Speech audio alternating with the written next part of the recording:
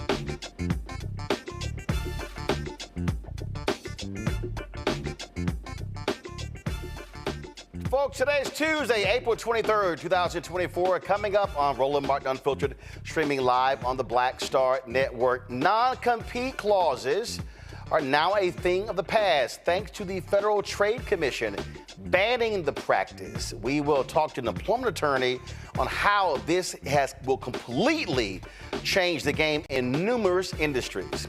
A federal judge in California found that the Alameda County Prosecutor's Office decades ago intentionally excluded Black and Jewish jurors. The current Alameda County DA, Pamela Price, will join us to discuss exactly what happened here. Folks, Wednesday, the Supreme Court will be hearing arguments about abortion again. This time they will decide if the Emergency Medical Treatment and Labor Act can preempt a state's abortion ban. Also on today's show, Toledo, Ohio police officers mistakenly pull over a black man who was attacked by a canine before they realized the automated plate reader misinterpreted the numbers on his license. You serious? And Newt Gingrich said some dumb stuff. Ooh, I gotta deal with this fool. Plus, Hollywood screenwriter David Mamet, he hates DEI. You okay? I gotta deal with him as well. It's time to bring the funk on Roland Martin Unfiltered on the Black Star Network. Let's go. He's got it. Whatever the miss, he's on it. Whatever it is, he's got the scoop, the fact, the find. And when it breaks, he's right on time and it's rolling. Best believe he's knowing. Putting it down from sports to news to politics. With entertainment just for kicks, he's rolling. It's on go, roll, y'all. It's Roland Martin, rolling with Roland now. He's funky, he's fresh, he's real, the best, you know he's Roland Martin now.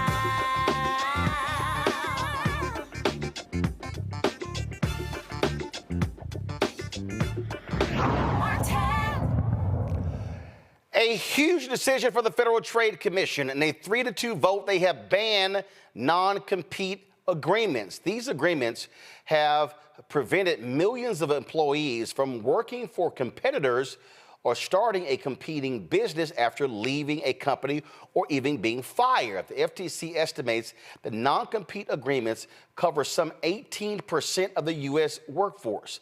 Joining me now from Chicago is employment attorney Chiquita Hall-Jackson. Glad to have you on the show, Chiquita. This is, I don't think people really understand how major this is. In this industry, it is common practice for television anchors, folks in radio. I remember Tom Joyner had, I think it was like an 18-month non-compete when he worked in Dallas that kept, and so when he left KKDA FM to get a national syndicated radio show, they kept him off the air in Dallas like his first 18 months. The FTC says, guess what? That's out the window. Thanks for having me. Good evening. Good evening. It is definitely major for a lot of employees. And a lot of people do not understand when they get those welcome packages, they be so excited they finally got the job. And they just sign it, and disguising that welcome packages, non-compete, arbitration agreements, all type of agreements that people are signing their rights away to. So this is definitely major because now you can now go across the street and work for your competitor. So when we say they banned this, so that means that no company can now enforce a non-compete, so there's no longer a delay. So if somebody leaves a job, they could start the next day?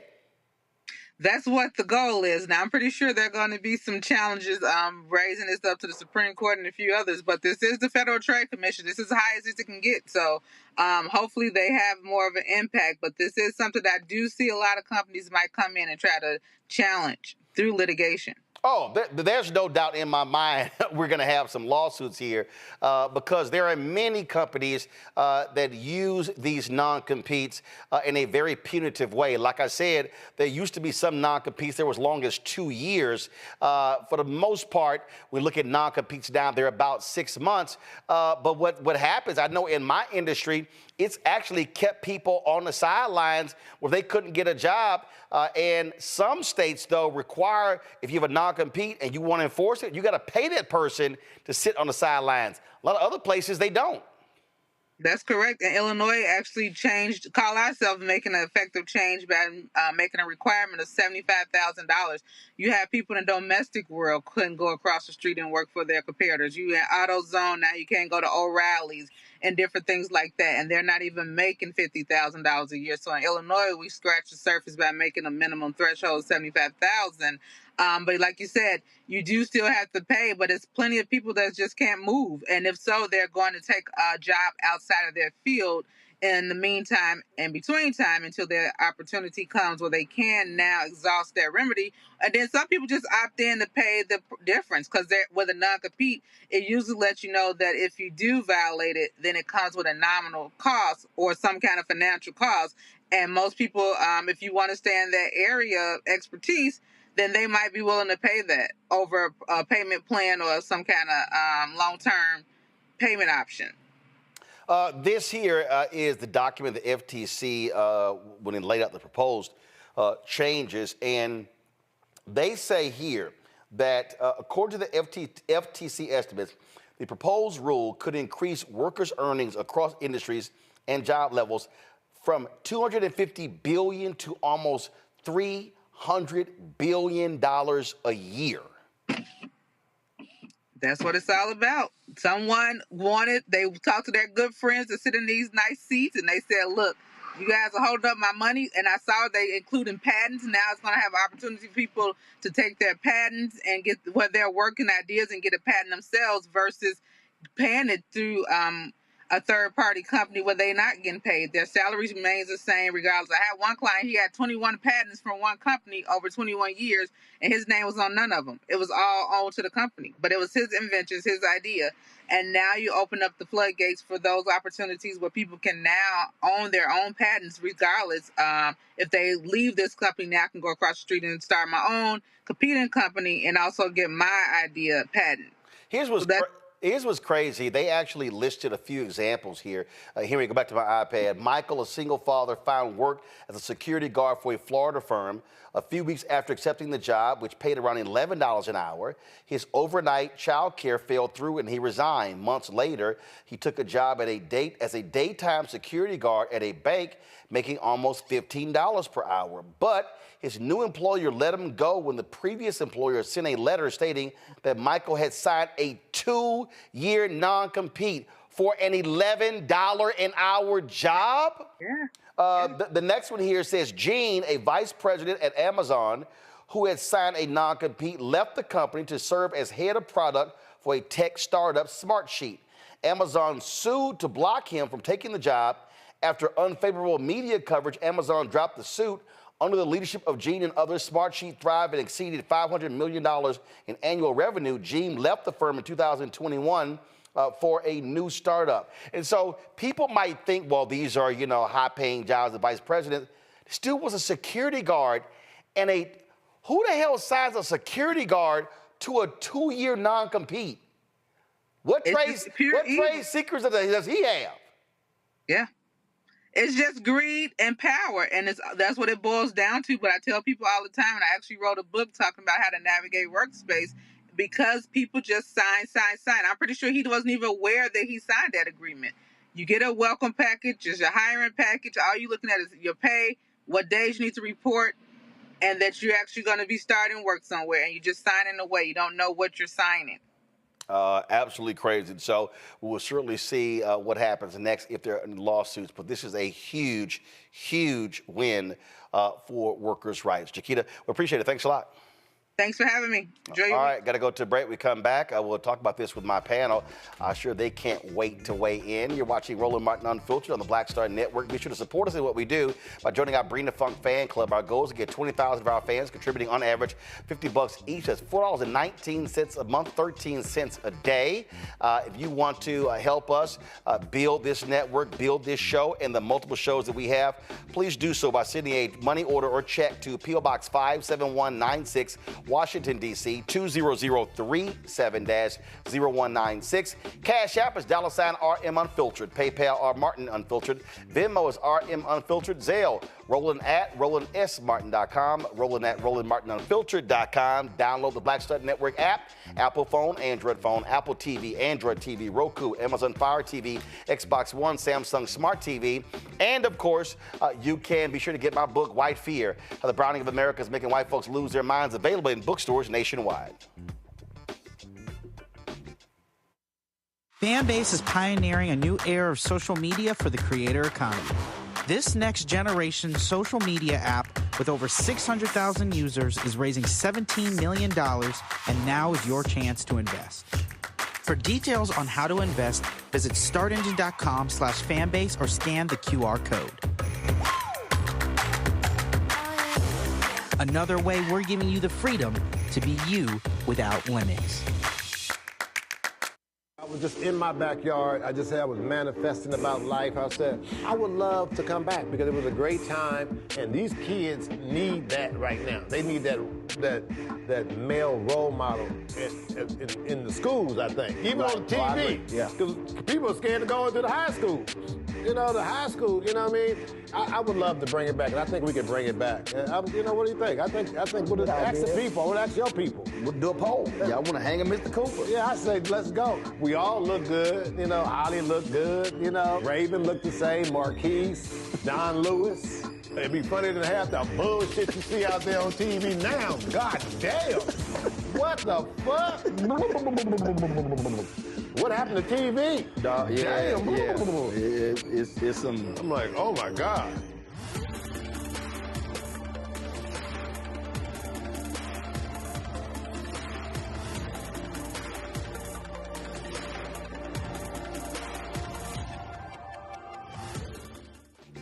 I'm Marissa Mitchell, a news anchor at Fox 5 DC. Hey, what's up? It's Tammy Roman, and you are watching Roland Martin Unfiltered. All right, time for my panel. Jonquel Neal, trial lawyer for the Jonquel Neal firm out of Atlanta. She got her Beyonce blonde hair coming back from her vacation for her birthday. Yeah, oh, you didn't think I was going to say anything? You didn't think I was going to? Really? Okay. Yeah, sure. I see everything. Dr. Mustafa Santiago Ali, former senior advisor for environmental justice at the EPA, also out of D.C. Joy Cheney, founder of Joy Strategies out of D.C. Glad to have all three of you here. Jonquel, I want to start with you. As I said, I don't think people realize how huge this is, but some of these things are crazy. Here, go back to my iPad. Listen to this story right here. This is from the FTC. Keith, a factory manager for a textile company, saw his paycheck dry up after the 2008 financial crisis. A rival textile company offered him a better job and a big raise. A non-compete blocked him from taking it. Keith fought the non-compete, but the 3-year legal battle wiped out his savings. Now, this is the one that is a trip.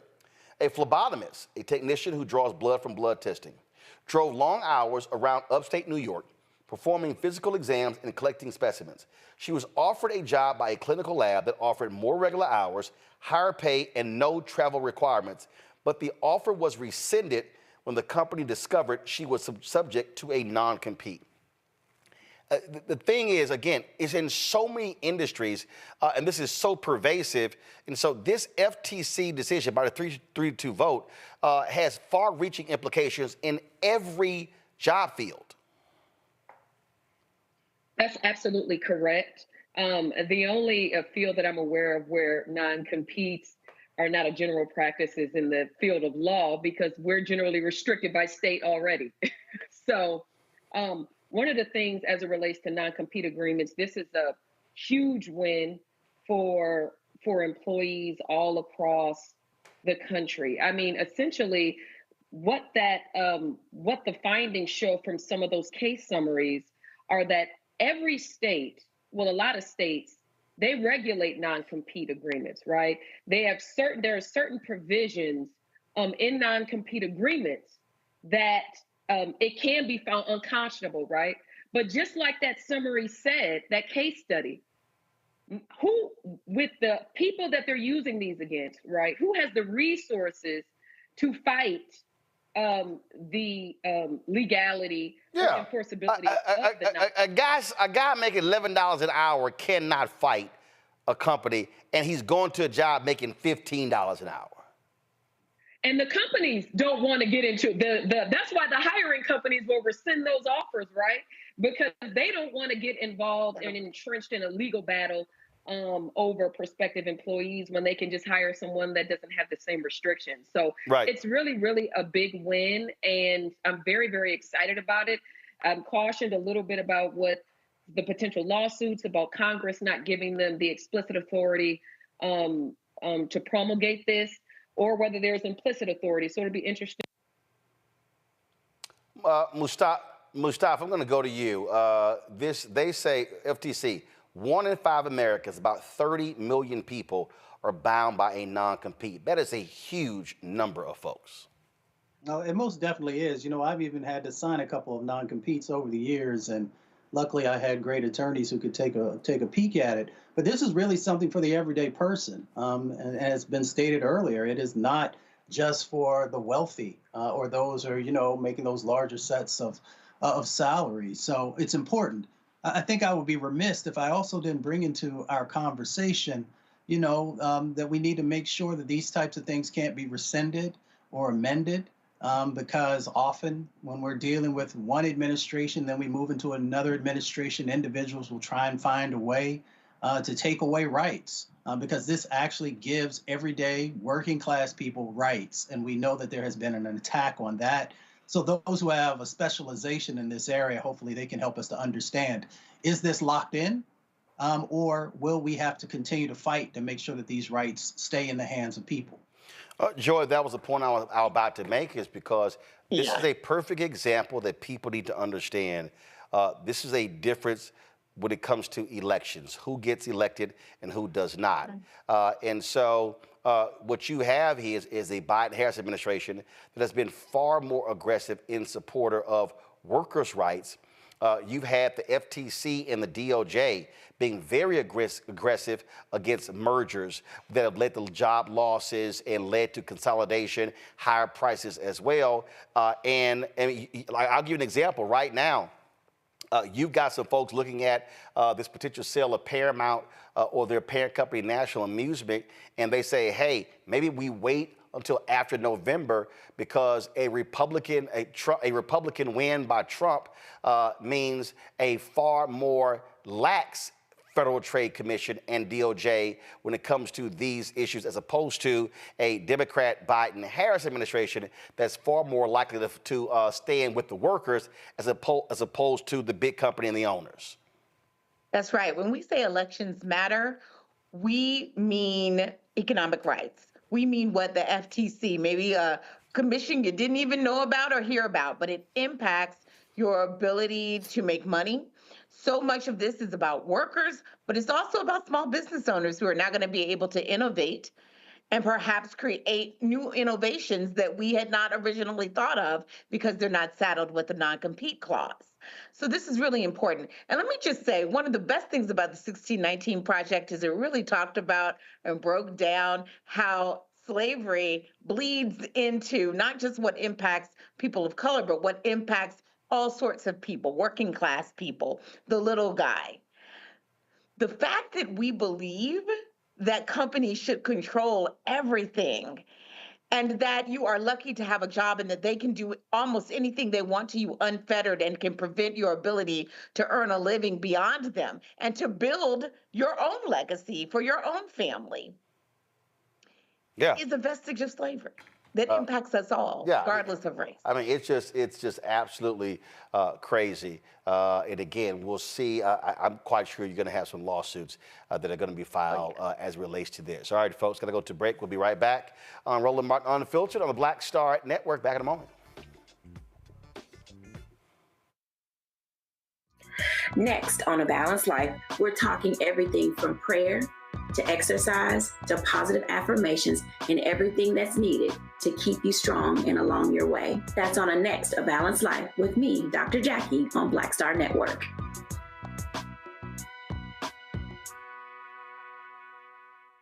Fanbase is pioneering a new era of social media for the creator economy. This next-generation social media app with over 600,000 users is raising $17 million, and now is your chance to invest. For details on how to invest, visit startengine.com/fanbase or scan the QR code.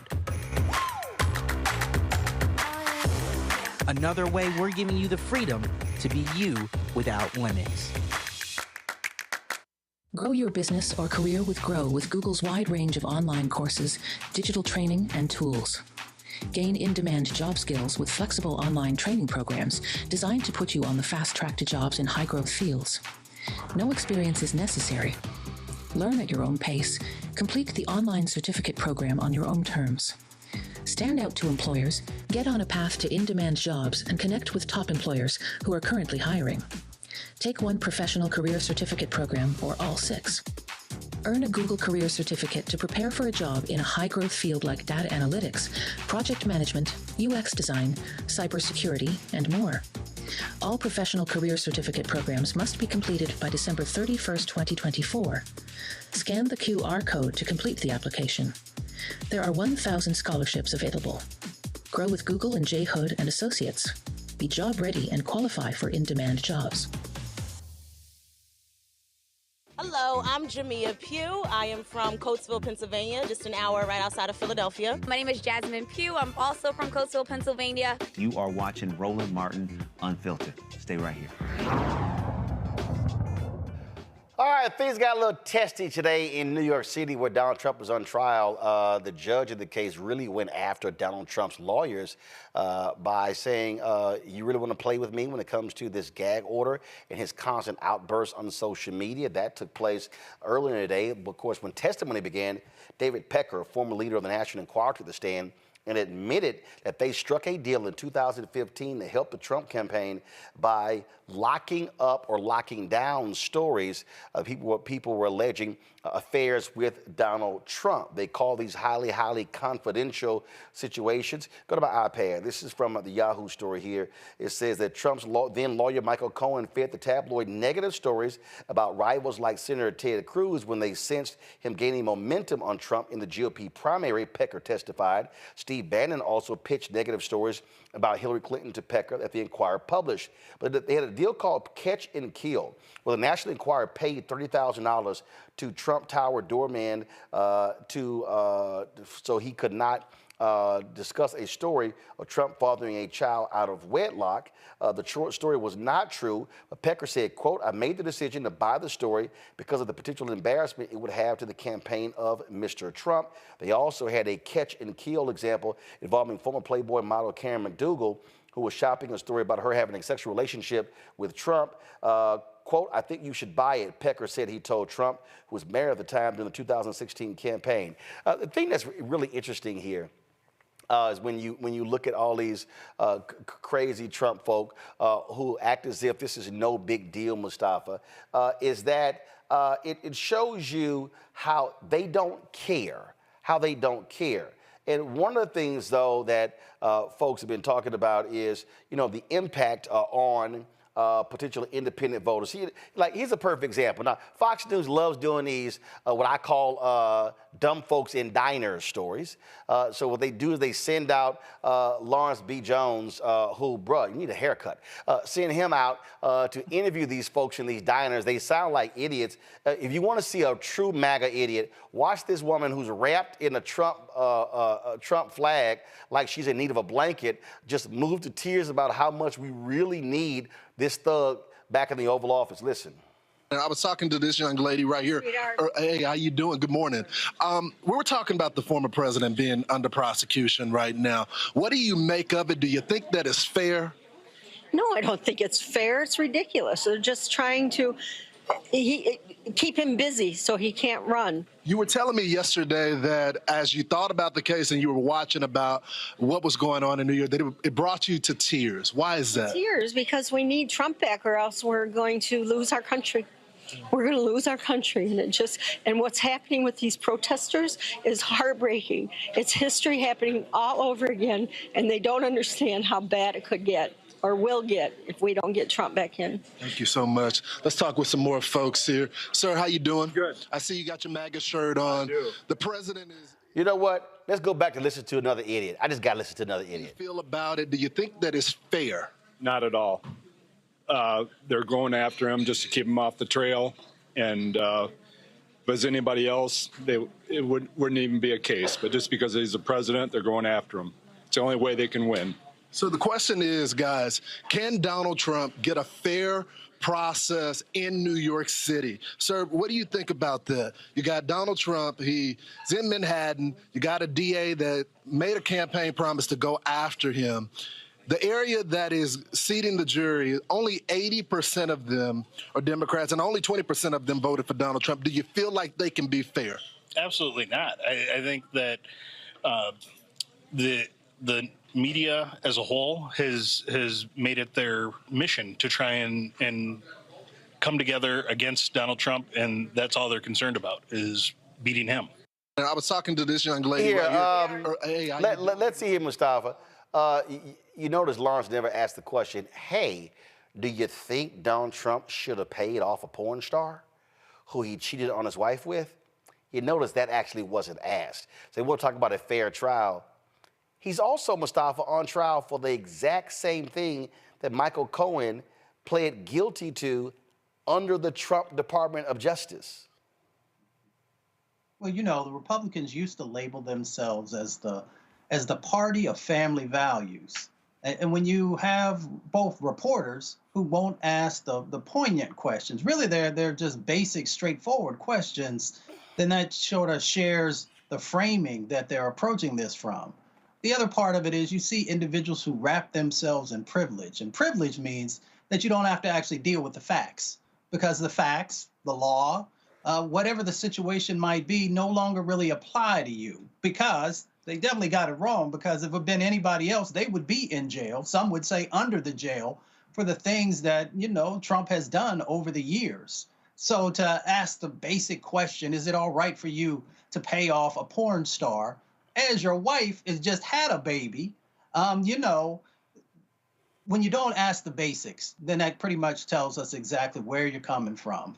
But the deeper part is about the values of the Republican Party, or the lack thereof, when you are willing to, in many instances, call yourself people of faith, but yet the individual whom you're willing to give your vote to has no reflection of any of the major religions. Maybe if you're doing something with some Trump occultism or something like that. But, you know, it's just a shame to see the erosion of basic values that have happened for at least a percentage of our country.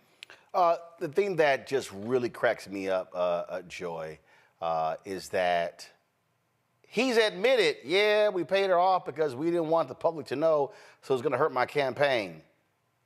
They never bring that stuff up. Yeah, I mean, look, when we wonder why is Trump doing all these antics, why is he threatening jury pools, why is he challenging the judge, why is he threatening a judge's daughter, why is he behaving so outrageously? When we ask why, it's because he's feeding red meat to his followers, people who would believe him. And he's trying to create a narrative that it doesn't matter what happens, it's a fait accompli, we are out to get him. That is, and that it won't matter. He's going for voter nullification, not just jury nullification. Right. Because the facts, he's lost on the facts, on the merits. So he has to be on everything but the merits.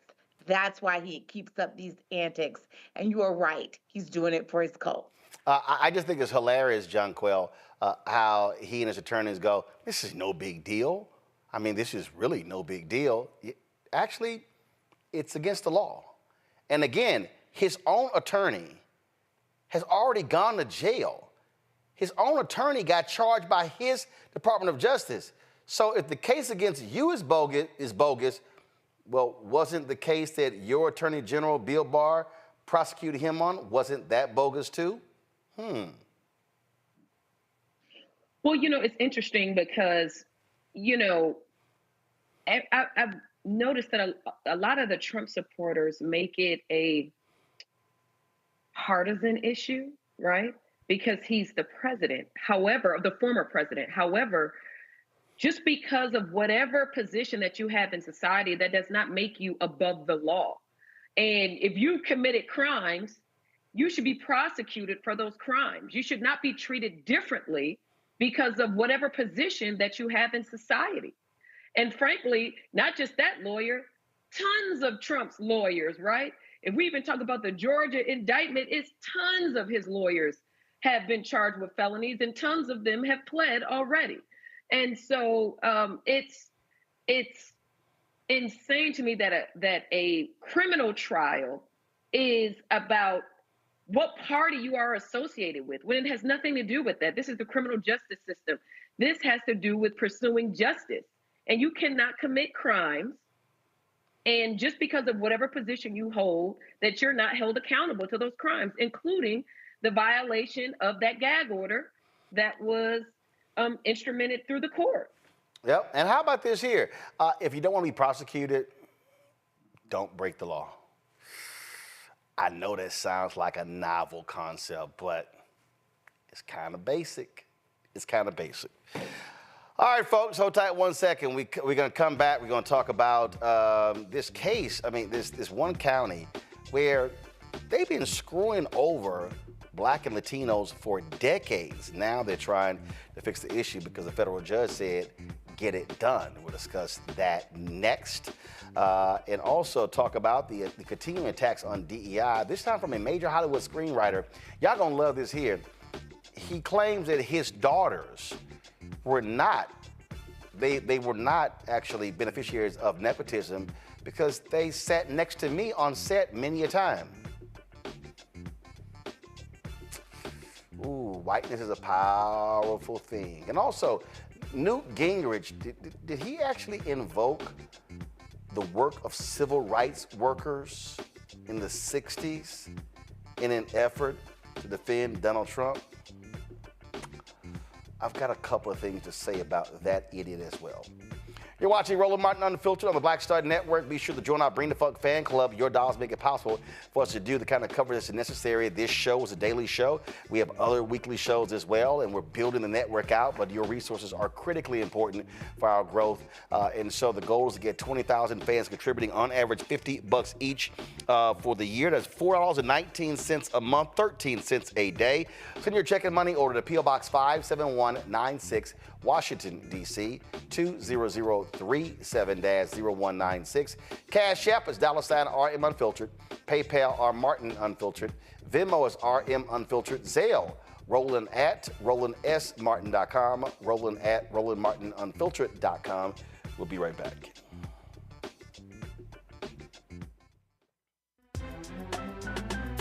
I'm Faraji Muhammad, live from LA.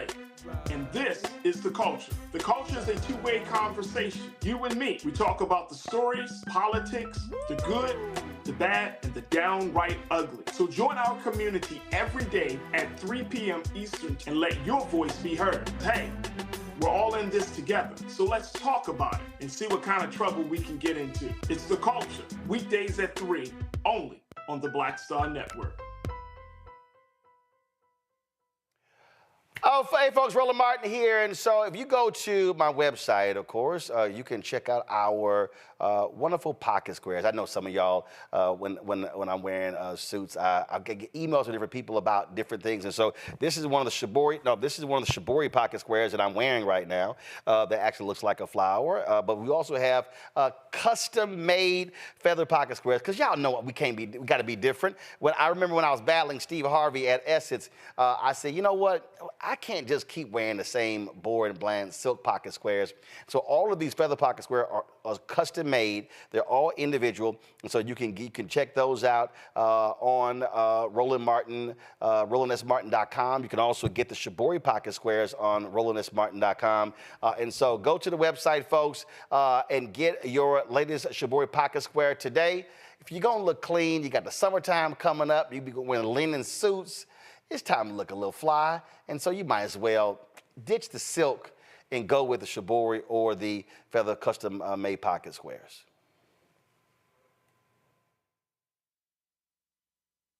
Fanbase is pioneering a new era of social media for the creator economy. This next generation social media app with over 600,000 users is raising $17 million, and now is your chance to invest. For details on how to invest, visit startengine.com/fanbase or scan the QR code. Another way we're giving you the freedom to be you without limits. What's up, y'all? This is Wendell Haskins, a.k.a. Win Hogan at the Original T Golf Classic. And you know I watch Roland Martin Unfiltered.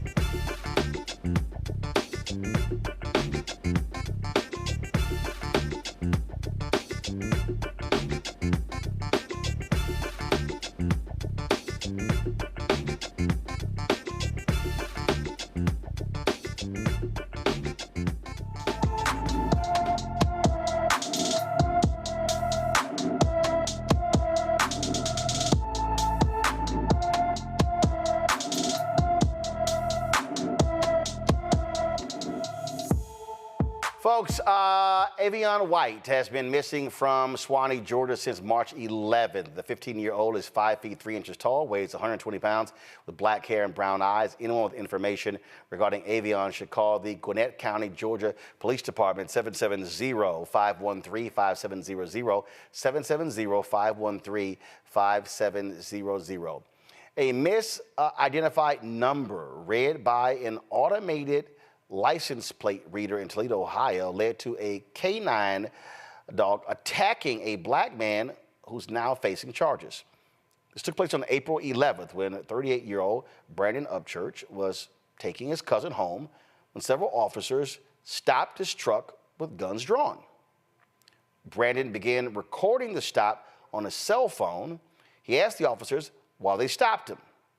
And we're about to show you what happened when Brandon exited his vehicle. Now, if you don't want to see this, now is the time to turn away or leave the room because it is certainly quite an uncomfortable video to watch. Here it is. Get out of the truck, do it now. Driver out. Driver out of the truck, do it now. Ma'am. Hands up. What is this all this for? What is all this for? What is all this for? What is y'all putting me over? All I did is stand for the store. Turn around. Passenger, keep your hands where I can see them. Ma'am, go this way. What did y'all put me over for? What am I stopped for? Y'all had to tell me when I'm getting stopped. So y'all ain't gonna answer? That big. When y'all ain't finding nothing, y'all, watch y'all get sued, all this. Y'all doing too much. Y'all doing too much. I ain't getting shit. Look at this. All I did is came from the store. Turn around. Turn around. Face away. I can record it. You're gonna get bit. On the ground, do now. Zach, passenger in the car. I got him here. What is y'all doing?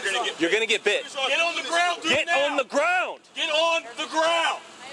What is y'all doing this for? Flip over. Off of me, man. What y'all doing, man? What is y'all doing, man? Man, I'm not even doing nothing. I'm not even doing nothing. Hands behind your back. Oh my goodness. Put your hands behind your back. Don't you move. Move. What did I do? What did I do? Can y'all answer that, please? Wow. You know how the dog bite me? Wow. Open up your door slowly. Your right hand. I can't wait for this lawsuit. Sit up. All right, I'm going to have you sit down. Oh, All you have to do is get off the road. Listen, your car has a stolen license plate on it. I promise it don't. Yeah, it does. I promise it don't. All this for a stolen license plate? And I promise it's not. And I bet it's not. And I promise it's under my name. Stand up. I promise it's under my name. Walk back slowly. That is crazy. Face this car. This car is not stolen. Separate your feet. License plate is not stolen. What happened, dog, buddy? Oh, look, this lawsuit. All this because y'all think my license plate is stolen. All this because y'all think my license plate is stolen. I stay up the street.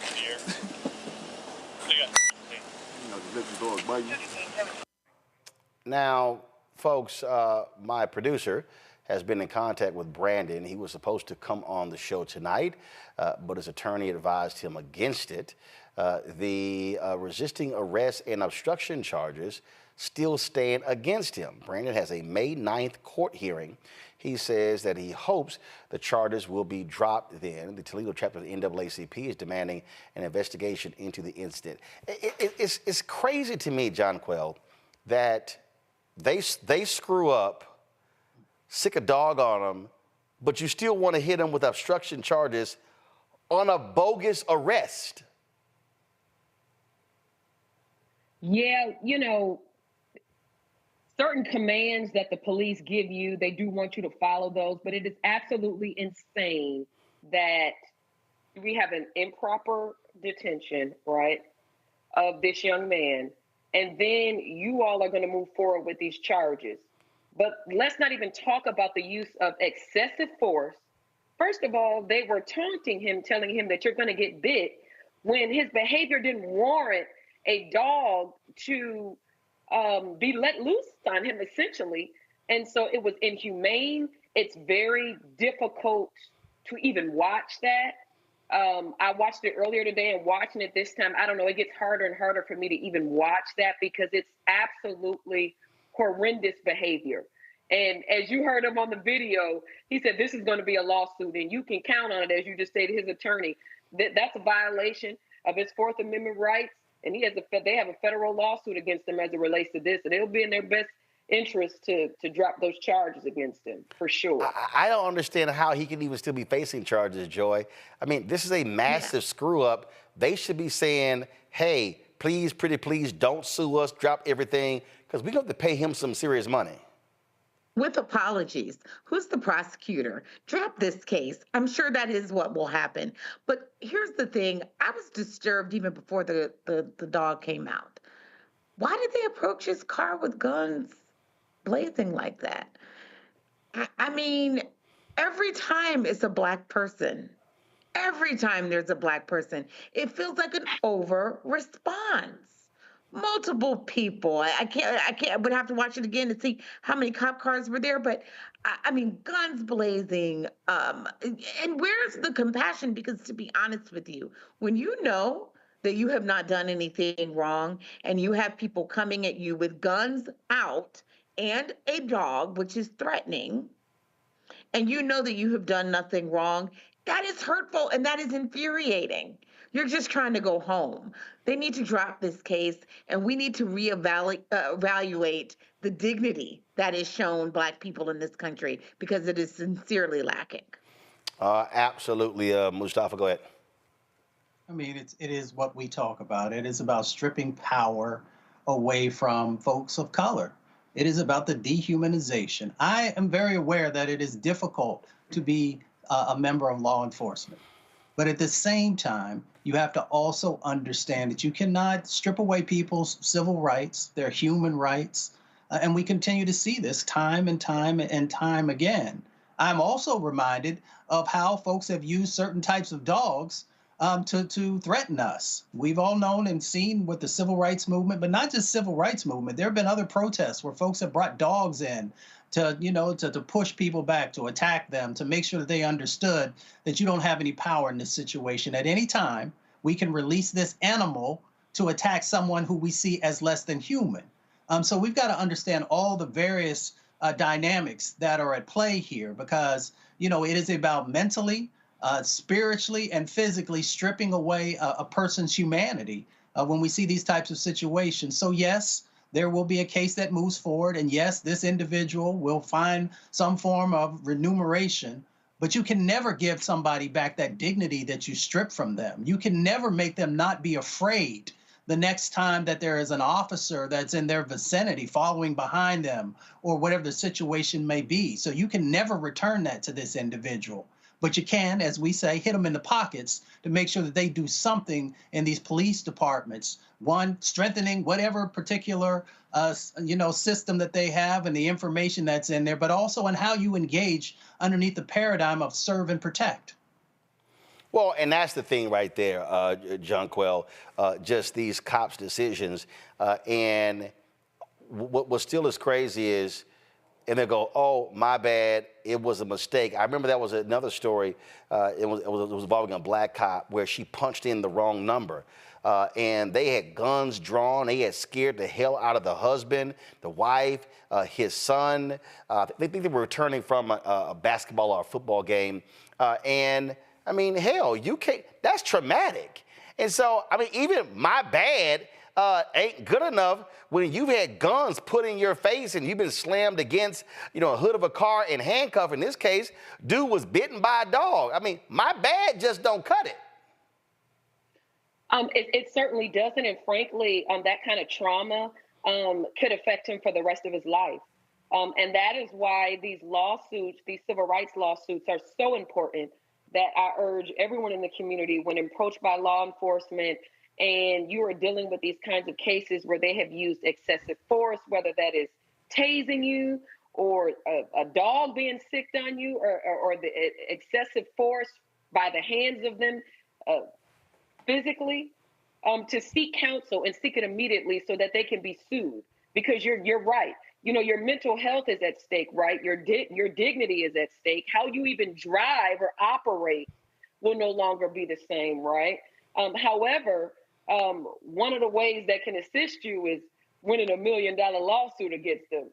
That can assist you in some way and hopefully be a deterrent for these law enforcement agencies and hold them accountable for their behavior.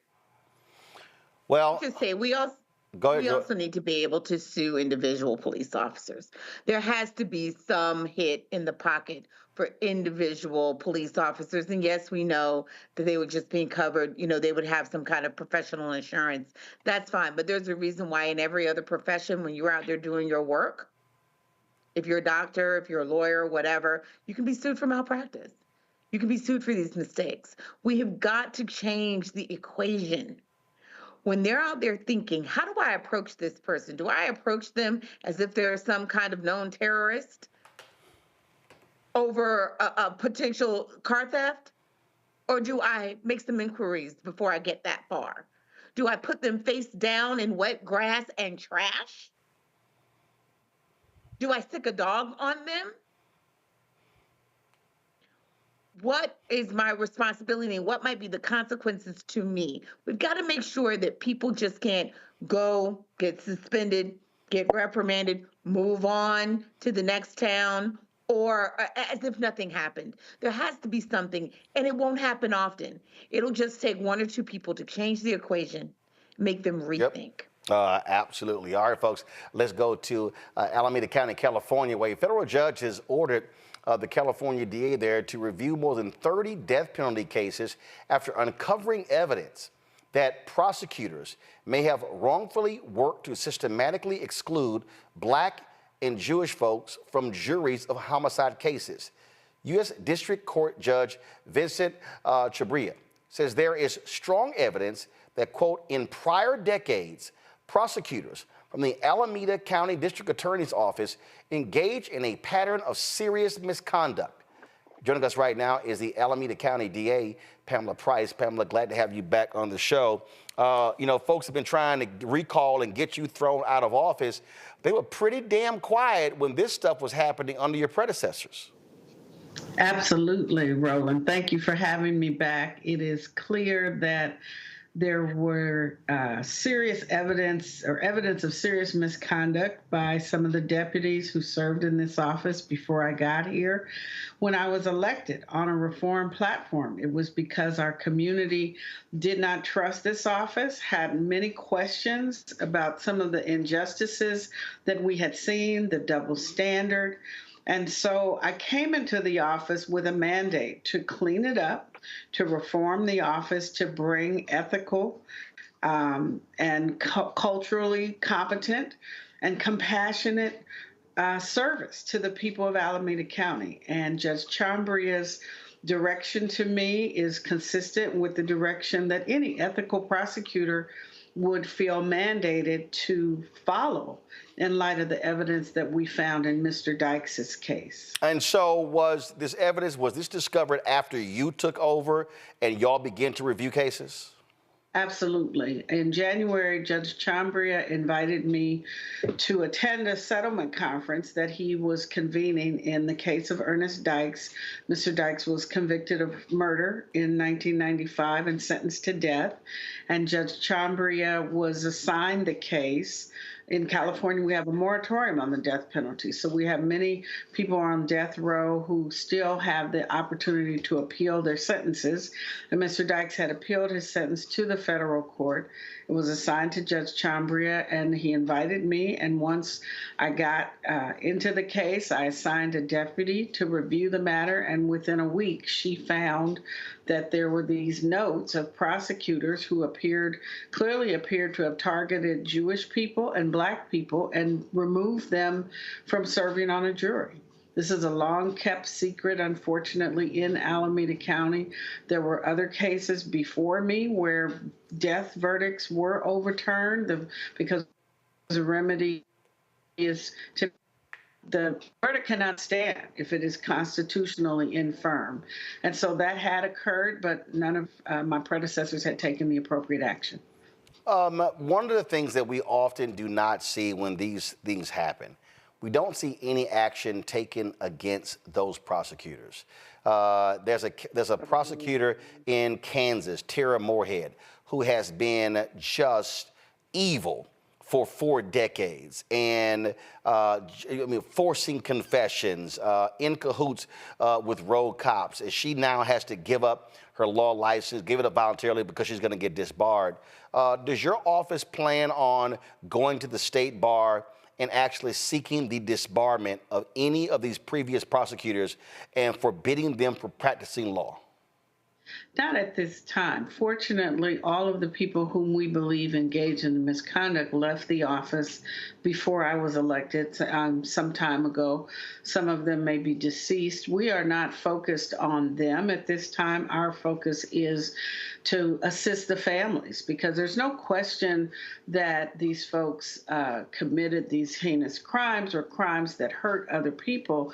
But the problem is it does not matter if they did not get a fair trial. We have to do it right. And so our focus has been on, first and foremost, supporting the victims and the survivors of family members who thought these cases were over 30 years ago, 20 years ago, and to get a call out of the clear blue sky because of some misconduct of prosecutors that now the case is reopened and has to be reviewed. That's a terrible phone call to get. And so we first had to create a process by which we could support the families of those who lost their lives. And then ultimately it's our duty to cooperate with the court and follow his direction and work with defense counsel to identify what is the evidence, what is the remedy, and how do we fix this, long before we get to trying to find these prosecutors.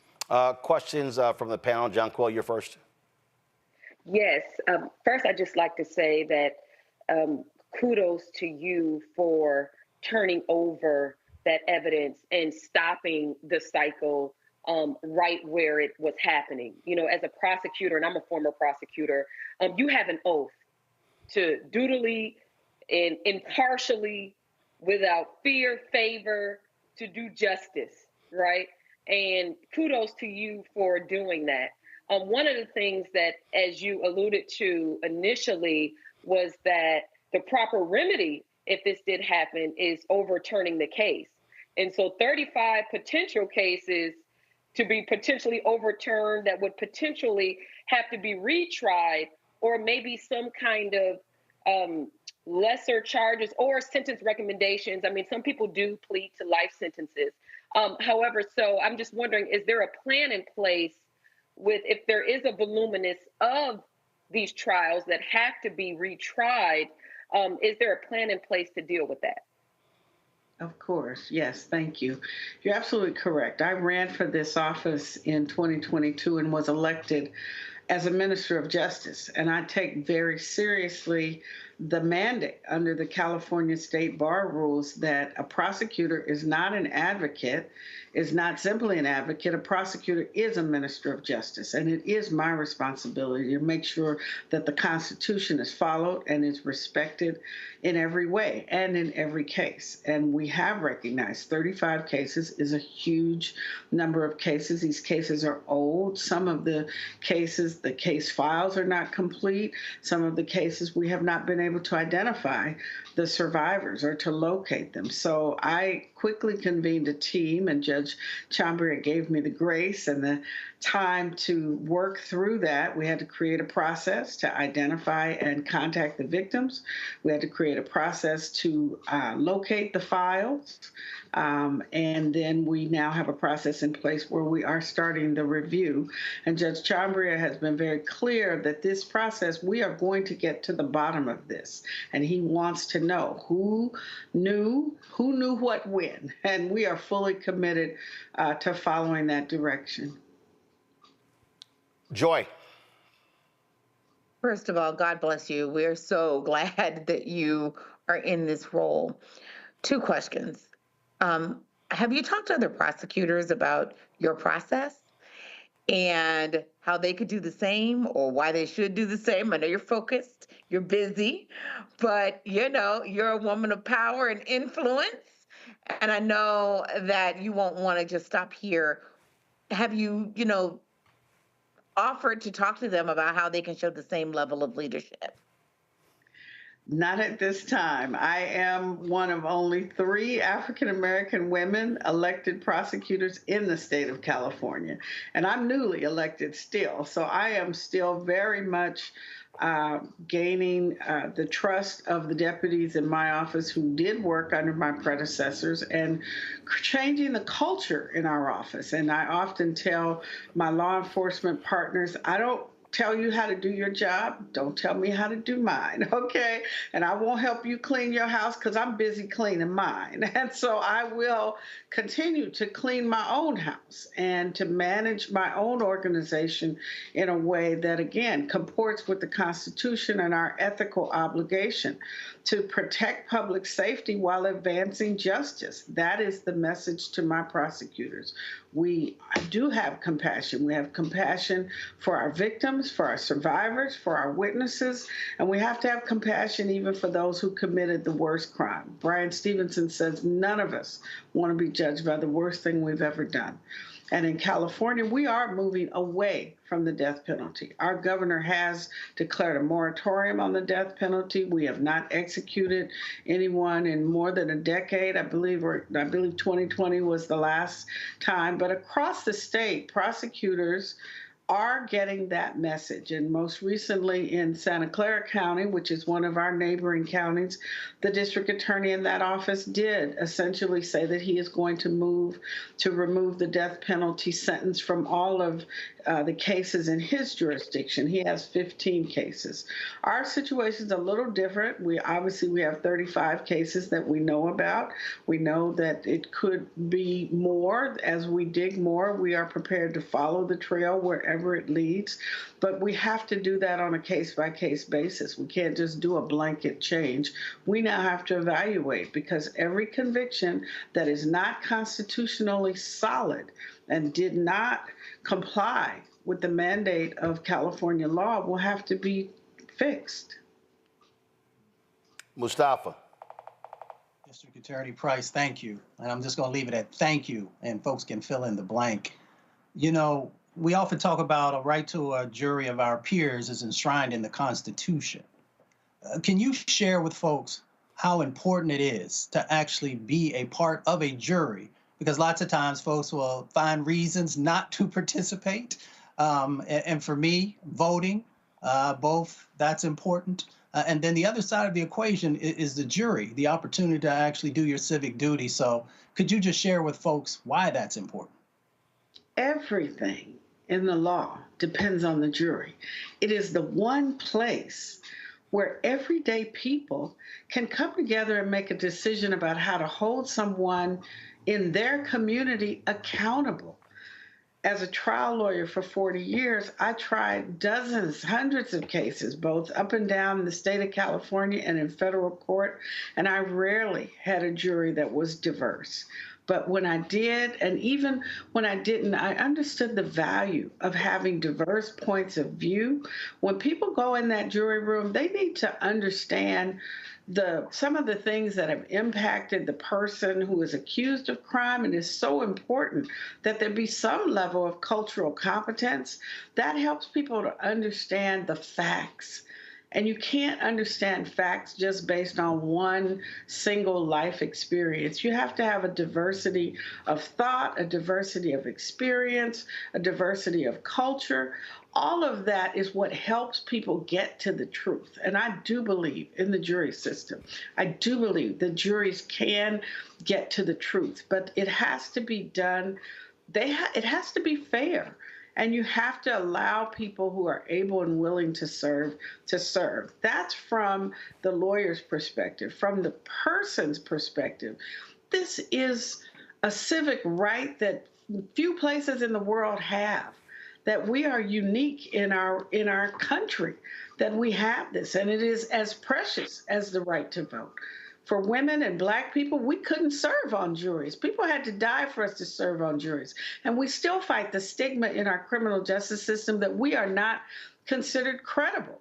The word of a Black woman often is not given the same weight as a white man.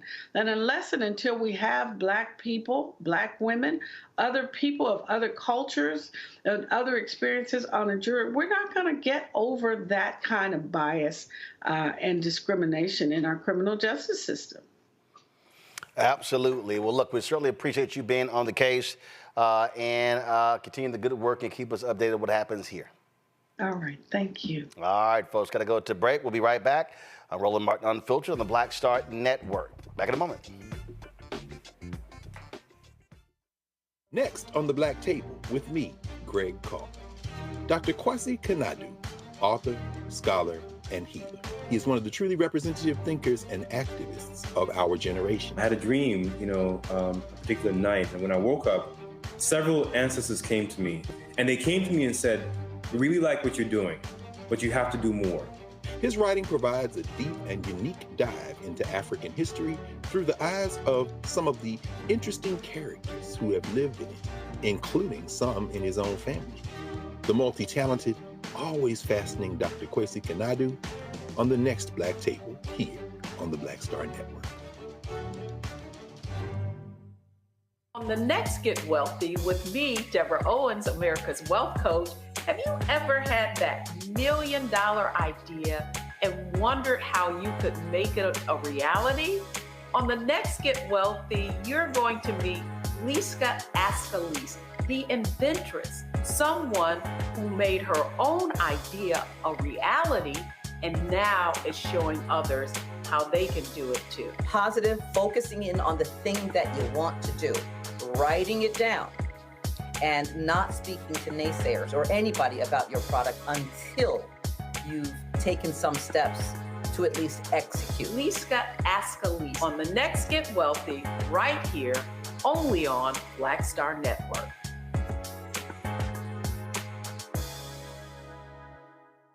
Hey, yo, what's up? This is Mr. Dalvin right here. What's up? This is KC. Sitting here representing the JODECI, that's Jodeci. Right here on Roland Martin Unfiltered.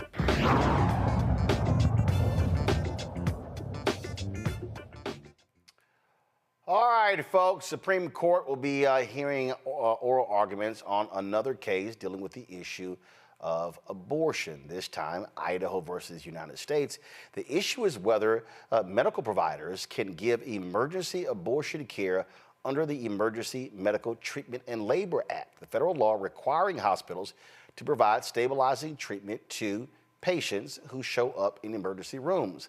Idaho has an abortion ban that only includes an exception to save the life of the pregnant person.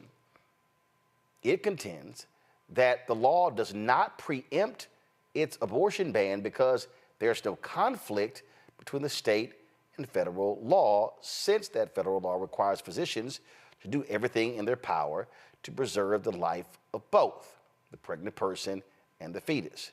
Sabrina Talukder is the Director of Women's Initiative at the Center for American Progress. She joins us right now. Sabrina, glad to have you here. So walk us through this here, because we saw stories last week where women showed up at an emergency room in Texas. They refused her care. One of the women died as a result. And we're seeing hospitals that are saying, hey, we're handcuffed by these state laws because we don't know if we should treat these patients. If we make a decision on the spot to actually abort the fetus, then they could be prosecuted. And so some doctors are saying, hey, I can't do anything, and that's endangering the lives of folk. And I thought these conservatives were pro-life. That's a really great way to end it, and thank you so much for having me. The heart of this case is about an untenable conflict that Idaho's near total abortion ban places physicians in. Idaho's near total abortion ban says that abortion is outlawed in every single circumstance except for 3 very narrow instances, which, as you said, includes the life of the patient.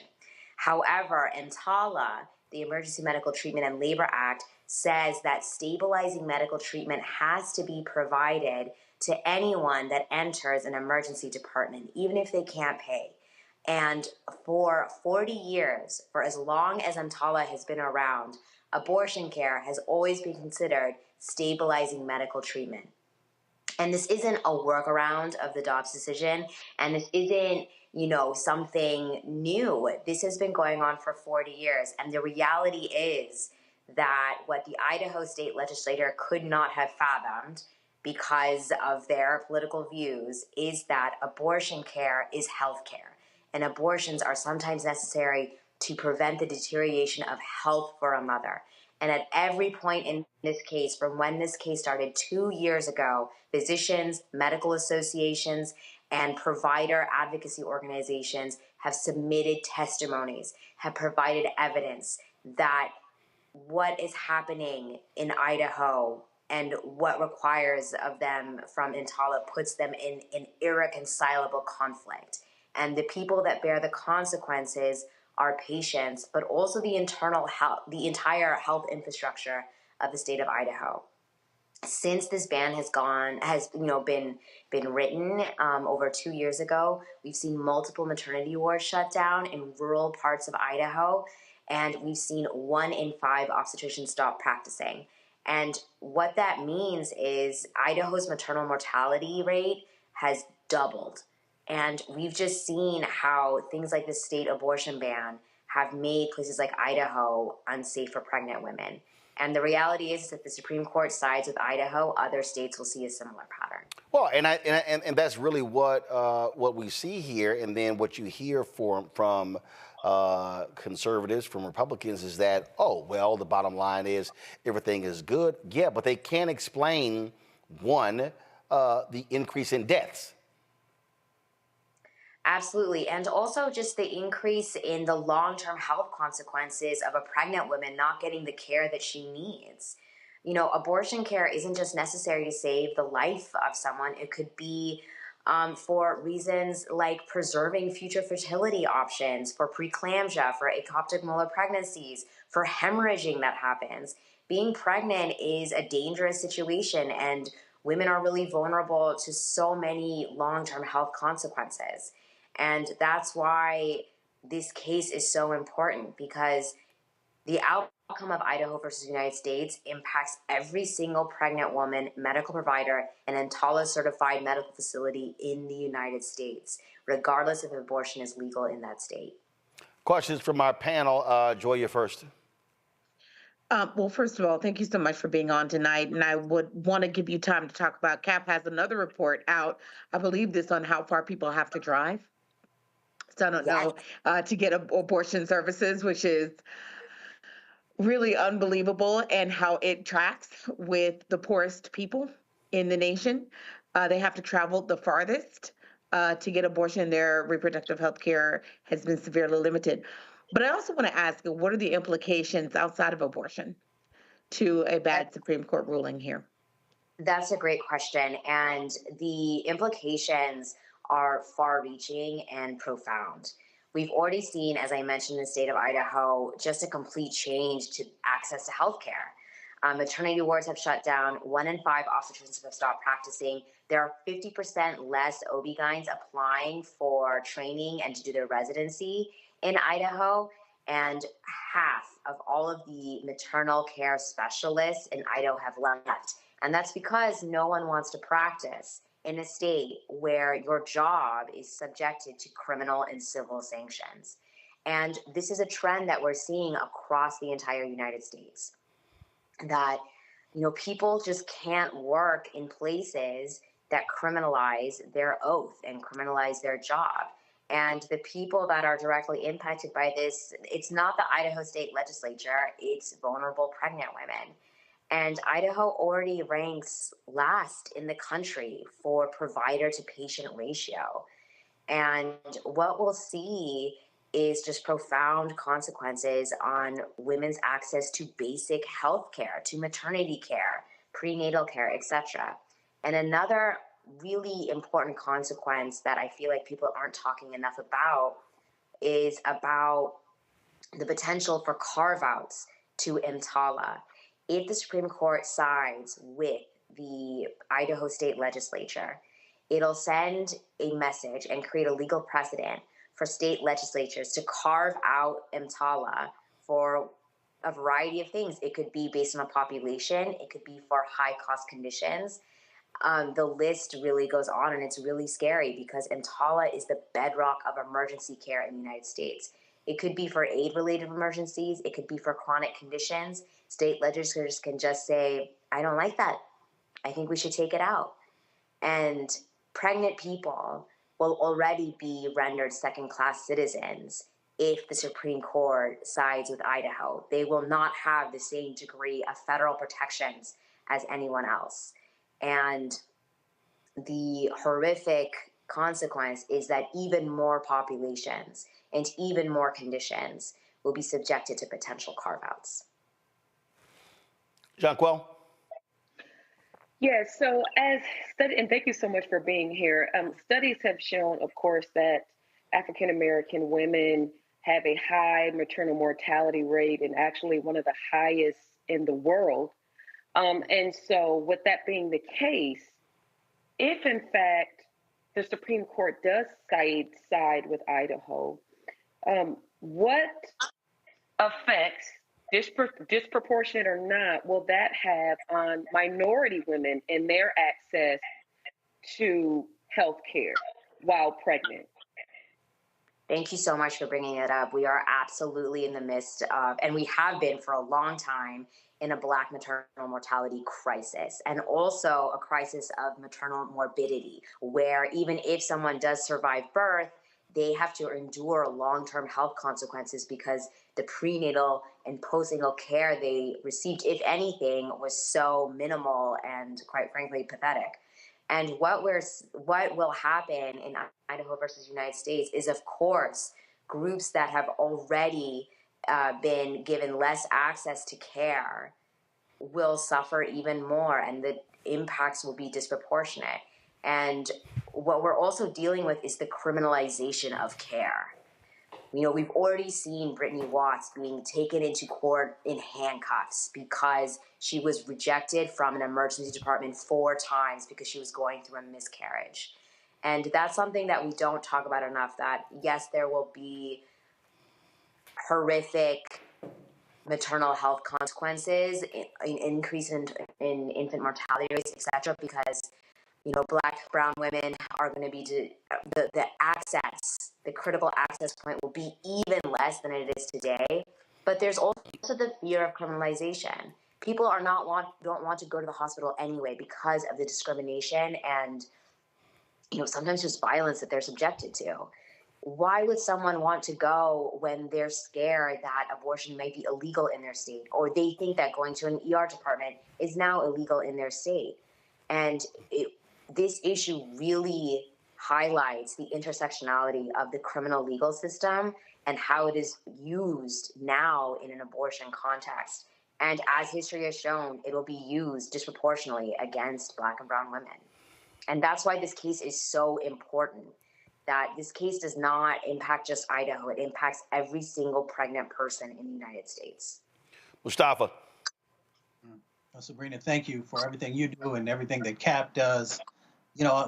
America has always wanted to control women's bodies. We saw what they did with Black women, brown women, indigenous women for hundreds and hundreds of years. Can we talk about the strategy for everyday people getting engaged to make sure that we can get wins in this space? Because we often talk, and we should, about the impacts that are happening and the disparities. But there are a lot of folks who want to know, how do I get engaged and how do I become a part of a movement for change? That's such a great question. I'm so grateful that you asked that. I think that hope is a verb, and in a situation like this, where the intersectionality of abortion access, the politicization of our judiciary system so disproportionately impacts marginalized communities of color, this is such a wonderful question. To me, there are so many ways to get involved to improve access to basic care for marginalized communities within this space of abortion access. I think first, advocating for Black women-led centers of care, whether it's doula care, community care, etc., that allow people to safely access culturally competent and trauma-informed services. And this is part of, federal legislation and state legislation that's been happening across the country. I think second is, across the country, we've seen in red, purple, and blue states that abortion wins. And we've seen far-right state legislatures do everything in their power to make it really difficult to put a ballot initiative on the agenda. And we've seen in states like Ohio that people have really banded together, organized, and overcome those hurdles that state legislatures have put in. And I do think that abortion access has become a rallying cry for women across political ideologies in a way that we haven't seen recently. And I'm really hopeful that through storytelling, people can understand that regardless of your zip code and regardless of what party you come from, that lack of access to abortion care is lack of access to health care. We have a really incredible storytelling series on our website that goes into, 4 medical providers in states with abortion bans and what it means to provide care, what it means to be able to be safe from criminal sanctions because of EMTALA, and what it means for them to turn away patients or wait for their legal department to tell them, oh, now it's okay, your patient is bleeding out in front of you and you're at the point of dying, they're at the point of dying, now you can operate and abide by your oath. I think these are the stories that need to be shared because it brings a lot of other people to the table, because this is not normal. And, providers and patients deserve basic access to care, basic confidential communications. And that's why, again, EMTALA is so important for every person in this country. All right, then. Well, Sabrina, we appreciate it. Thank you so very much for your perspective. Thanks a lot. Thank you so much for having me. All right, look forward to having you back. All right, folks, got to go to a break. When we come back, we're going to talk about some crazy stuff from Newt Gingrich and also attacks on DEI from Hollywood screenwriter David Mamet. But before we do that, a lot of y'all have been asking me about, of course, the pocket squares that we have available on our website. You see me rocking the Shibori pocket square right here. And it's all about looking different. And look, summertime is coming up. And so y'all know, I keep trying to tell fellas, change your look, please. You can't wear athletic shoes every damn wear.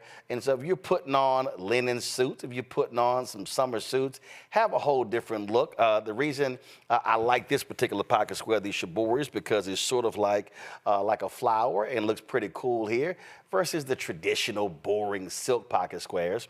But also I like being a little different as well. So this is why we have these custom-made feather pocket squares on the website as well. My sister actually designed these after a few years ago. I was in this battle with Steve Harvey at Essence, and I saw this at a St. Jude fundraiser. I saw this feather pocket square, and I said, well, I got some ideas. So I hit her, and she sent me about 30 different ones. And so this completely changes your look. Now, some of you men out there, I had some dudes say, oh, man, I can't wear that. Well, if you ain't got swagger, that's not my problem. But if you're looking for something different to spruce up your look, fellas, ladies, if y'all looking to get your man a good gift, I've run into brothers all across the country with the feather pocket squares saying, see, check mine out. And so it's always good to see them.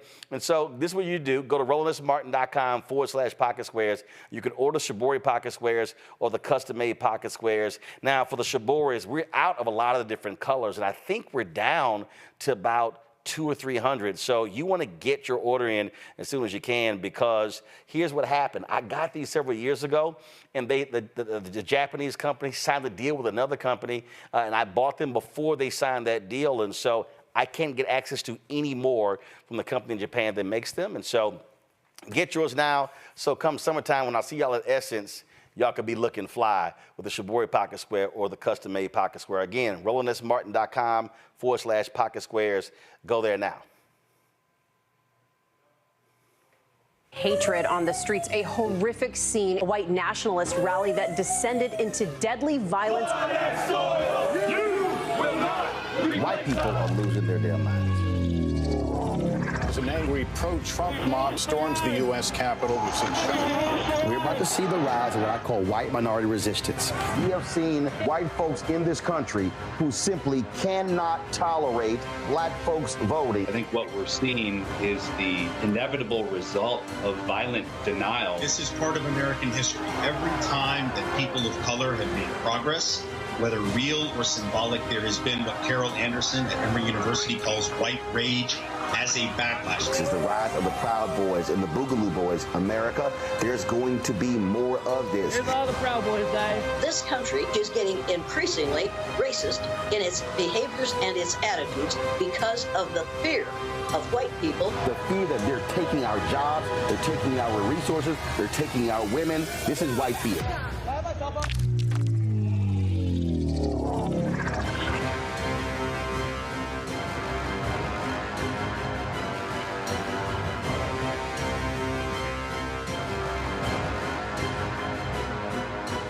Fanbase is pioneering a new era of social media for the creator economy. This next generation social media app with over 600,000 users is raising $17 million, and now is your chance to invest. For details on how to invest, visit startengine.com/fanbase or scan the QR code. Another way we're giving you the freedom to be you without limits. What's good, y'all? This is Doug E. Fresh, and you're watching my brother Roland Martin Unfiltered as we go a little something like this. Hit it. It's real.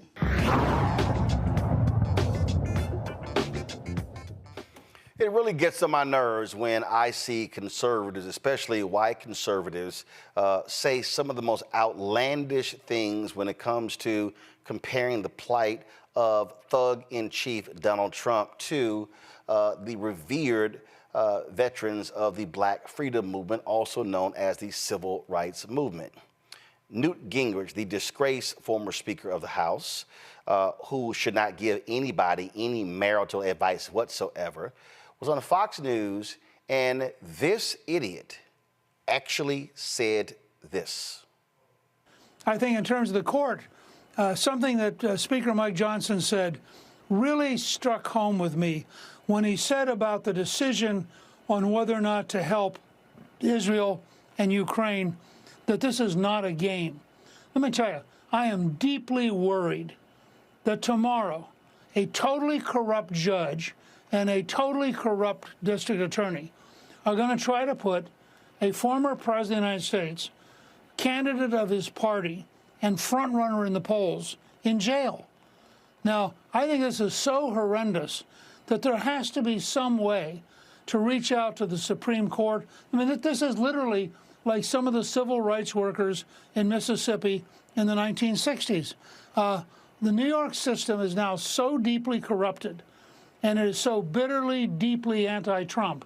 The absurdity of the judge's daughter, who made millions and millions of dollars doing anti-Trump politics, and the judge would like us to believe, much like Joe Biden, he had no idea what his children were doing. I mean, the whole thing, frankly, resembles On the Waterfront, Stanley Kubrick's brilliant film. This is about corruption. It has nothing to do with honesty. And what worries me is it's a genuine threat to Donald Trump. I mean, I think any step that would put him close to a New York prison is an extraordinarily dangerous step. And I would hope that there's some legal way to block it and make sure that it never happens, because the thugs he's dealing with are totally out of control, have total contempt for the rule of law, and frankly are unworthy of being in the offices they hold.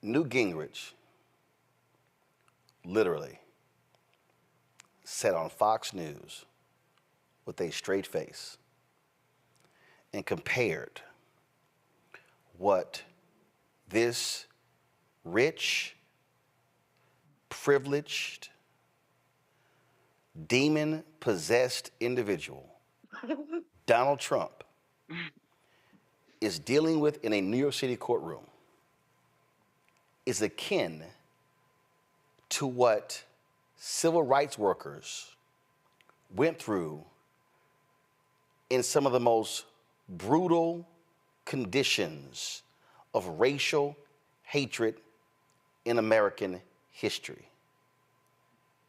Cheney, Schwerner, and Goodman were beaten, shot to death, mutilated, bodies disposed. What's crazy is that when the FBI was searching for their bodies, they uncovered other bodies of folks who had been disposed of. When we start talking about the homes of black people that were blown up in Florida, in Mississippi, in Alabama, numerous places, when we talk about folks who were brutalized, who were sodomized, who were sexually assaulted, who were lynched, who had their private parts cut off, you actually have the audacity to crap on their legacy by comparing them to this charlatan who comes to court in a blue suit and a long-ass red tie, who comes in with Secret Service protection, who goes and sleeps in his 10,000 square foot home, who travels to Florida on his private plane to Mar-a-Lago to pal around with a bunch of other rich-ass folks and celebrate giving them tax breaks? You, Newt Gingrich, a so-called historian, literally goes on Fox News and tries to compare what this shameless individual who paid off a porn star who he cheated on with against his wife, had his attorney Michael Cohen make the payments, a man who has lied, who has cheated on his taxes, who tried to overturn an election, who continues to lie about the election, and you have the audacity to compare him to black civil rights workers and white folks of conscience around the country who were fighting for the right to vote. Black people who were prevented from being a part of the Democratic delegation at Atlantic City in 1964. The folks who were shut out of public office all across Mississippi. The people who were condemned, who were chastised, who had their crops destroyed, folks who were thrown in jail. When you talk about some of the most heinous things, when you had black young folks put in Parchman prison, when you had a young black woman who was viciously beaten so bad, her face was double the size of her face normally. Her eyes were almost coming out of her head. Her lip was busted, and all she could simply say was freedom. When they sang songs in jails, when they came up missing, when parents prayed if their kids would come home every single night out of fear, they would run into Klansmen. You, Newt Gingrich, you have the audacity to invoke those people. Shame on your punk ass for having the gall to raise that. Of all the things that black folks have done in this country, putting lives on the line, and this sorry, no good son of a bitch who couldn't even go to the war because he faked so-called bone spurs in his feet. The man who has shamed POWs, the man who has spit on the folks who have died, according to his former chief of staff, John Kelly, when he wouldn't even go to their graves. You literally raised that? When Army veteran Medgar Evers was shot and killed, assassinated, getting out of his car, and he died on his doorstep with his wife and children, yelling and screaming, and it was Byron Della Beckwith who actually did it, you literally said that crap? Oh, hell no. There's no way in the world I could sit here as a conscious black man and allow you, Newt Gingrich, a truly pathetic individual, to invoke those people. They are American heroes. They are American sheroes. They are the individuals who made this country truly live up to, as Dr. King said, be true to what you put on paper. And you are not going to sit there on Fox News and make that type of comment and invoke their name and their fight and their legacy to compare it to this, yes, son of a bitch, Donald Trump. Because that's exactly what he is. That man has no morals, no values, no principles, no ethics. He stands for nothing. He fights for nobody. He only cares about himself. And you sit here and actually say somebody need to call the Supreme Court to put a stop to this? I thought y'all cared about law and order. I thought y'all cared about what's right. Y'all sure as hell kept wanting to put Hillary Clinton in jail. But I hope everybody now understands what we're dealing with. So all y'all folk out there who are like, hey, you know what? I kind of like Trump. When DJ Academic sits there and interviews Donald Trump Jr. and talks about, oh, I like how he talks tough. That man don't give a damn about you or nobody else. And Newt Gingrich, you say that? Nah. You are not going to even remotely associate those heroes with this gutless piece of crap. And that's who Donald Trump is. Mustafa. You know, Donald Trump is devoid of light. It's like a black hole that continues to pull everything because its gravitational pull becomes stronger and stronger and stronger because it's feeding on the energy around him. And for Newt Gingrich, who has been around for a long time and who has actually seen talented individuals who may have been in the Republican Party to continue to uplift this individual who, as you said, cares about no one, speaks volumes about where their party currently is and how if they don't begin to address it, that it will continue to unravel this country. So, you know, there's nothing wrong with being supportive of a party if it is not doing things to deconstruct, to bring havoc, to actually put people's lives in danger. Donald Trump has never had to sacrifice for anything, but has sacrificed many individuals for his own personal gains. And for Newt Gingrich to continue to feed into this, once again, speaks to how the particular party at the moment's moral compass is broken at best, or no longer has any moral value to add to this democratic thing that we are trying to figure out how we get it right. So, I hope folks will educate themselves, and I hope that they will begin to actually look for individuals who are focused on trying to uplift our country, who are trying to make sure that those who have never had a voice now have a voice, and try and make sure that we're creating something better for our children and our children's children. But by the current sets of activities they're doing, they're falling short at best. Donald Trump has absolutely no redeeming value whatsoever, Joy, not one.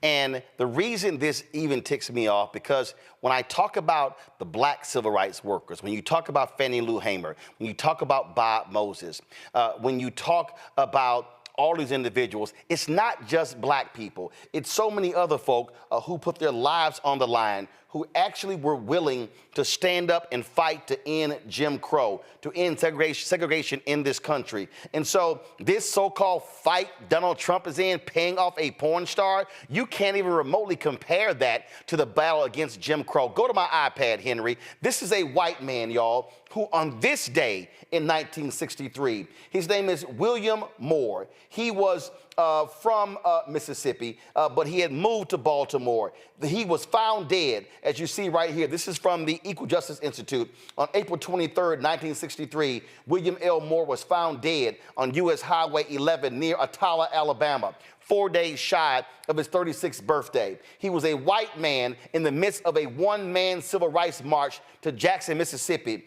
to implore Mississippi Governor Ross Barnett to support integration efforts. He wore signs that read, "End segregation in America, eat at Joe's, both black and white, and equal rights for all, Mississippi or bust." He was a resident of Baltimore, a member of the Congress of Racial Equality. On his first protest, he walked to Annapolis, Maryland from Baltimore. On his second march, he walked to the White House. For what proved to be his final march, he planned his walk from Chattanooga, Tennessee to Jackson.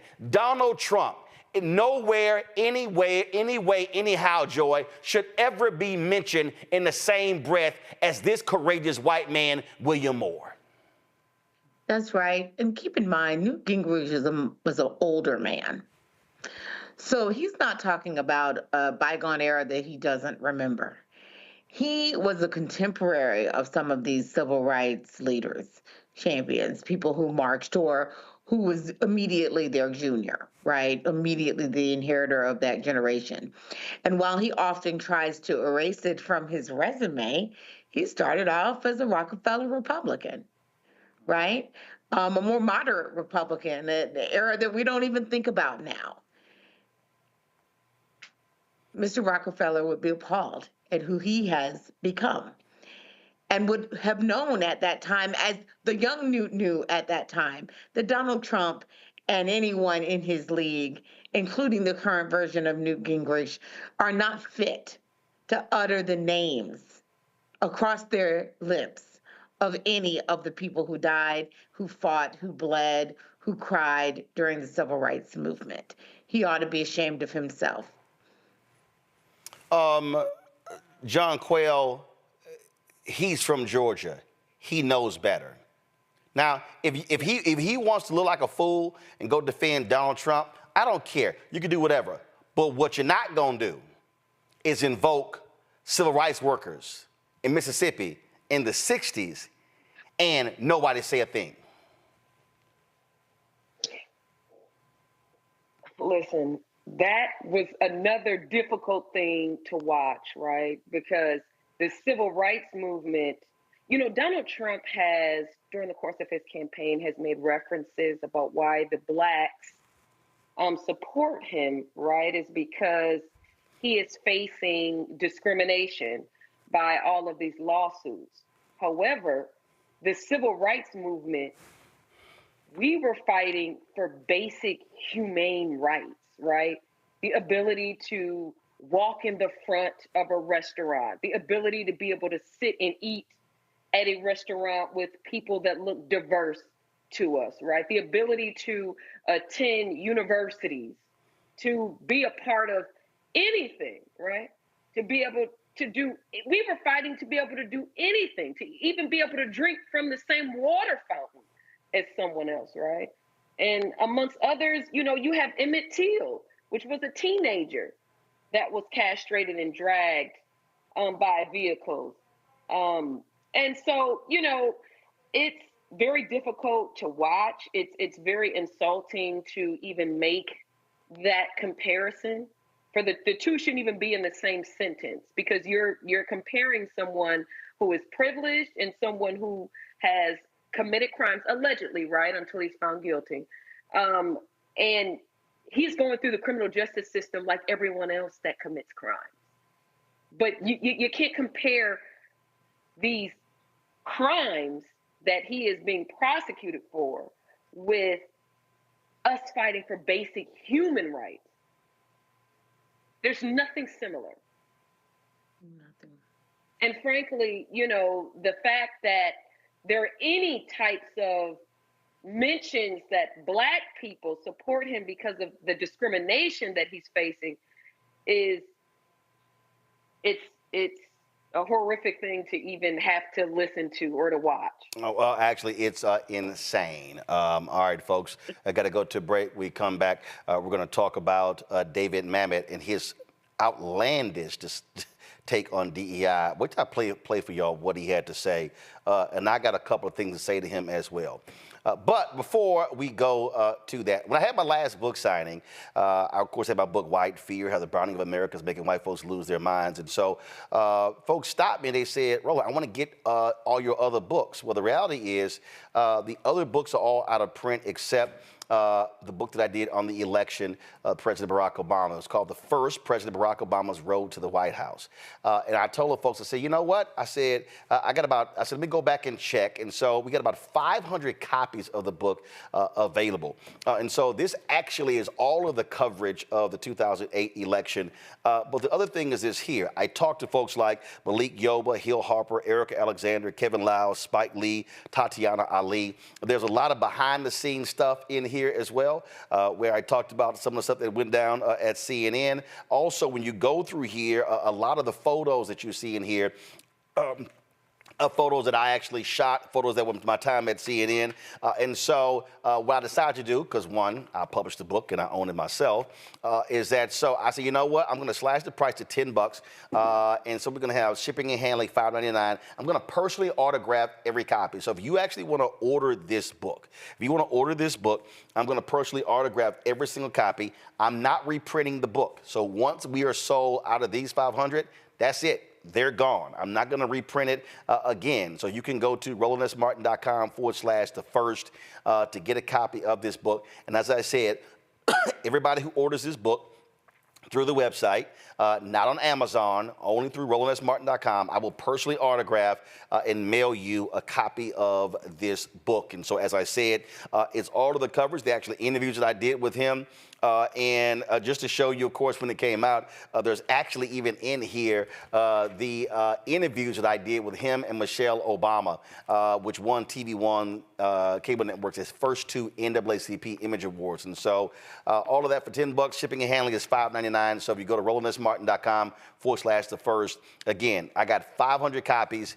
After that, that's it. I will not be publishing anymore. And again, this is for the folks who kept stopping me and they said, hey, I would love to get your other books. And so go to RolandSMartin.com/the-first and order your copy today. Back in a moment. When you talk about blackness and what happens in Black culture, we're about covering these things that matter to us, speaking to our issues and concerns. This is a genuine people-powered movement. There's a lot of stuff that we're not getting. You get it, and you spread the word. We wish to plead our own cause. Too long have others spoken for us. We cannot tell our own story if we can't pay for it. This is about covering us. Invest in Black-owned media. Your dollars matter. We don't have to keep asking them to cover our stuff. So please support us in what we do, folks. We want to hit 2,000 people, $50 this month, raise $100,000. We're behind 100,000, so we want to hit that. Y'all money makes this possible. Check some money orders. Go to P.O. Box 57196, Washington, D.C. 20037-0196. The Cash App is $RM Unfiltered. PayPal is R Martin Unfiltered. Venmo is RM Unfiltered. Zelle is Roland at RolandSMartin.com. Fanbase is pioneering a new era of social media for the creator economy. This next generation social media app with over 600,000 users is raising $17 million, and now is your chance to invest. For details on how to invest, visit startengine.com/fanbase or scan the QR code. Another way we're giving you the freedom to be you without limits. What's up, everybody? It's your girl, Latasha from the A. And you're watching Roland Martin Unfiltered.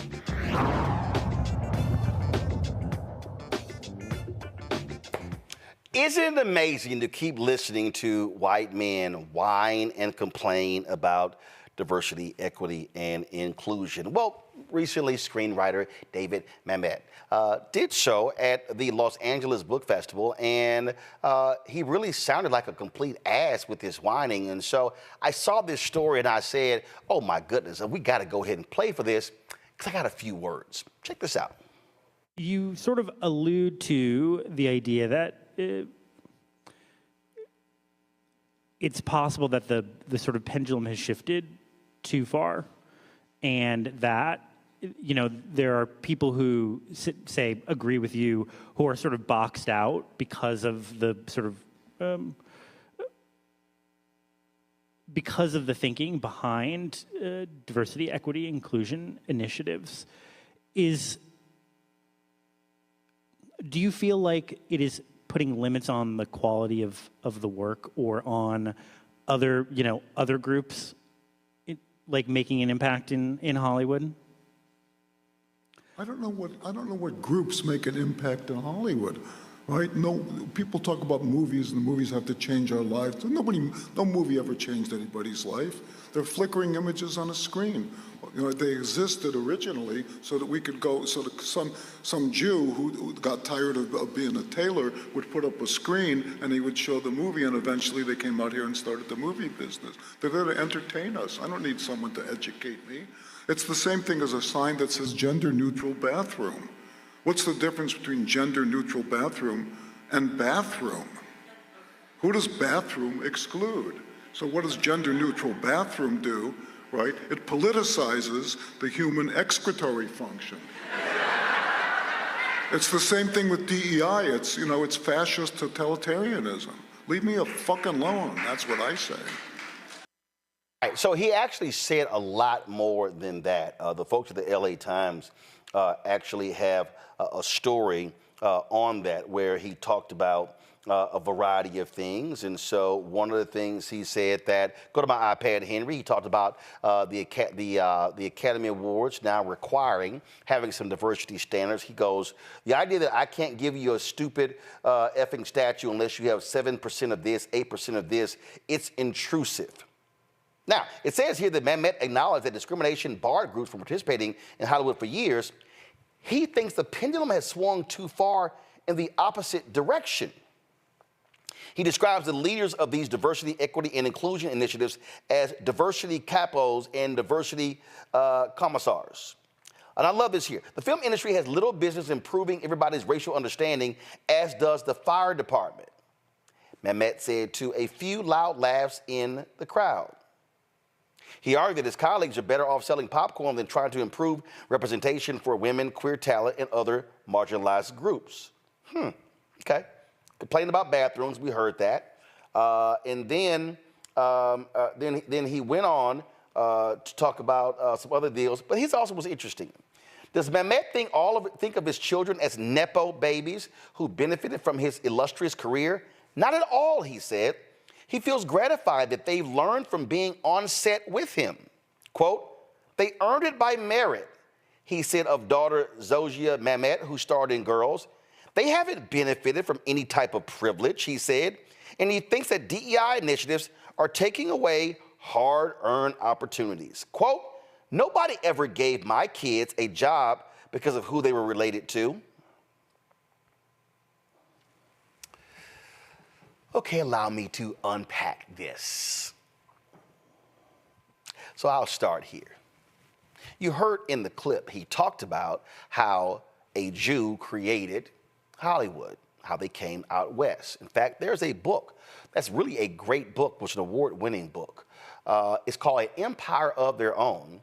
It's how the Jews invented Hollywood. Fantastic book. Takes you through the history of Hollywood. But you know what's going to happen when you read that book? You're going to read about how those same founders of Hollywood actually had considerable racism in Hollywood. How they froze out African Americans, not just in front of the camera, but behind the camera. Those same individuals blocked advancement of African Americans. The early portrayals of black folks, you had folks in blackface, white actors in blackface. And then when you did have black actors, you had them as some of the most clueless individuals talking like this. And then you also had the black people who just played maids and butlers. Yep, that was that same Hollywood. And those things continued through the decades. You begin to see these things change when you begin to see advancement with civil rights. But see, here's the thing that's interesting that you would think a screenwriter who's 76 years old would understand. Do you realize that movies and music is really America's greatest export? What I mean by that is, as we do this show right now, there are people who are watching this show who are not in the United States. There are people in this show who are watching in India, who are watching in the UK, who are watching from Canada, who are watching from Jamaica or the Bahamas, who are watching from different countries. If I pulled up the YouTube dashboard, I will show you the folks who are watching all around the world. And do you know what media has done? Media has actually shaped the perspective of how people view Americans through the mediums. And so if you lived overseas in the 40s and the 50s and the 60s and the 70s and the 80s and the 90s up to present day, your view of America was shaped through what you saw in the movies. This is the same Hollywood that when 12 Years a Slave came out, Chiwetel was removed from the poster overseas and Brad Pitt was put on the poster. I'm sorry, wasn't Chiwetel Ejiofor the star of the film because he was the one who was 12 years a slave? So even in that movie, they took the brother off and put Brad Pitt on because for so long, Hollywood say, yeah, we can't market black people overseas. We can't market black movies. But 2/3 of the world is people of color. That thing called racism in Hollywood. And so what David says here is that I think the pendulum has swung too far. I'm sorry. You mean to tell me when you have movies that are largely, and when I say largely, I'm talking 80 and 90% directed by white men?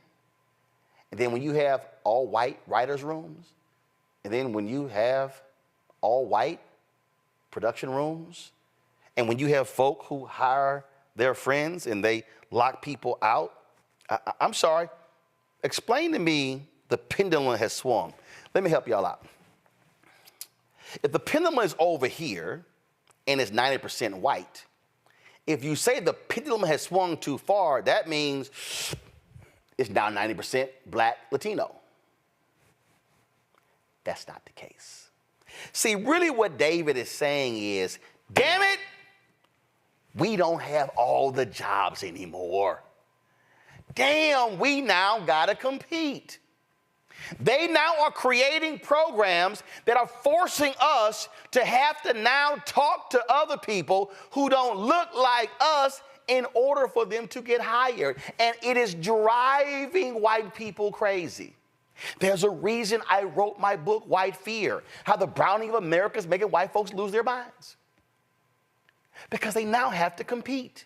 And so David Mamet, who's 76 years old, he can't stand the fact that a young black writer who in the history of Hollywood was frozen out and the only way he could get onto a lot was if there was a broom in his hand, now has access. See, he says in here that, it's taking away hard-earned opportunities. Really?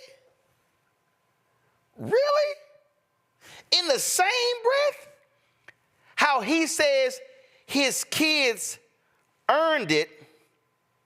Watch me now. His kids earned it by merit from being on set with him. So you mean daddy brought daughter to work every day, or sons to work? They now have access to the system because of daddy. Then he says, nobody ever gave my kids a job because of who they were related to. Do y'all understand that the best way for you to get a job in the NFL to be a coach is to be related to one?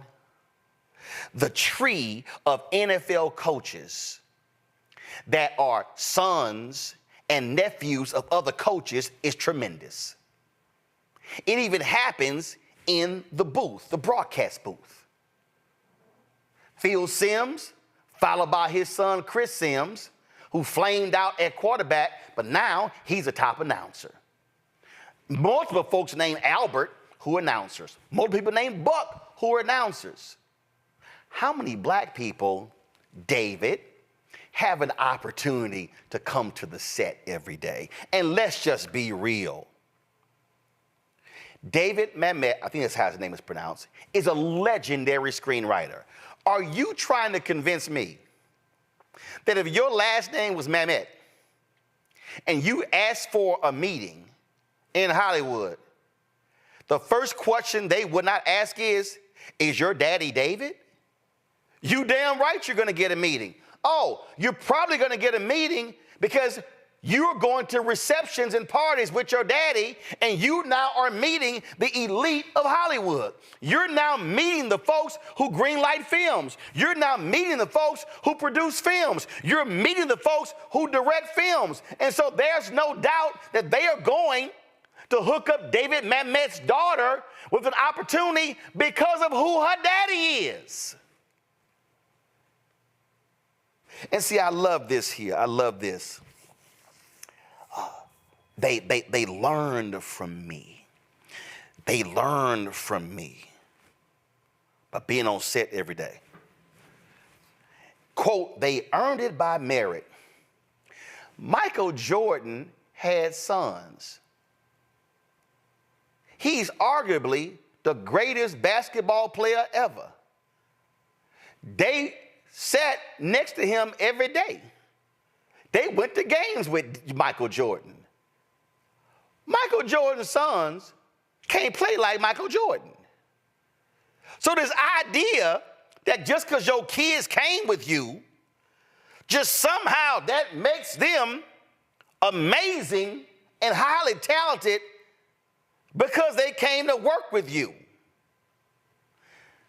But see, what the David Mamets don't want to confront is your family is getting the hookup because of you. And Hollywood is all about the hookup. Who do you know? What the Mamets cannot stand. See, I'm staying on that. The pendulum has swung too far. Y'all, this is the pendulum. This is how far it swung. Oh, let me go back. This is the pendulum. This is how far it swung. Not here, not halfway, not here, not here. It was here, and it swung right here.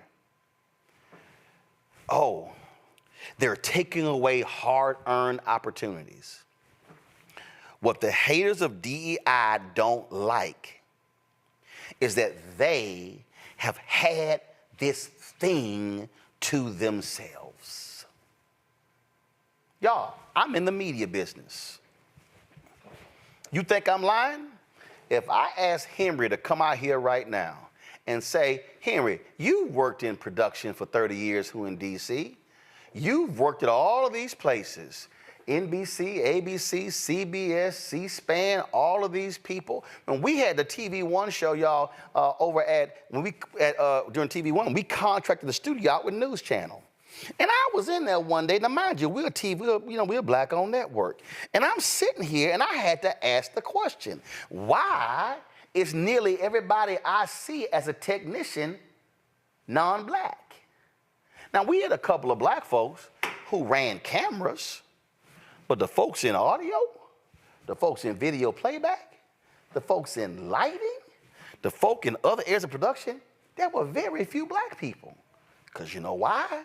Because so-and-so would say, well, I got a buddy. I got a buddy. I got a buddy. That's how jobs get filled.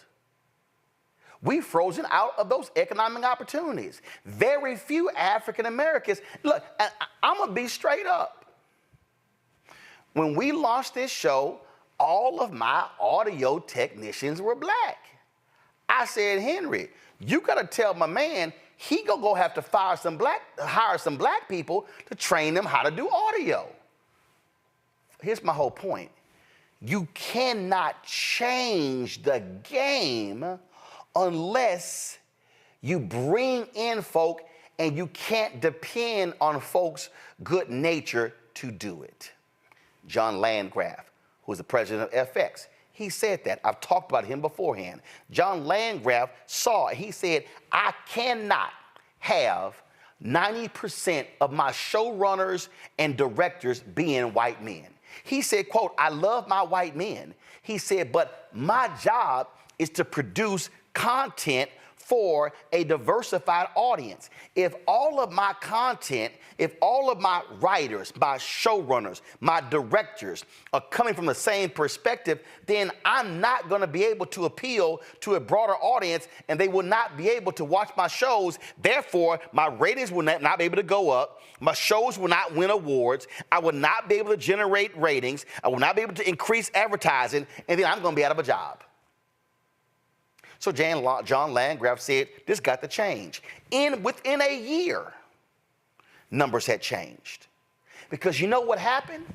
Because they were forced to do so, they were forced to go talk to women, white women. They were forced to go find black folks and Latinos. Chris Rock called out Lorne Michaels at Saturday Night Live.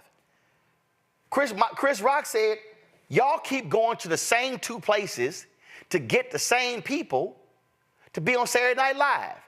Y'all go to Second City, or y'all go to the same white comedy clubs. He said, y'all don't go to the black comedy clubs. Y'all don't see the amazing black talent. He said, because y'all keep going to the same people and the same places.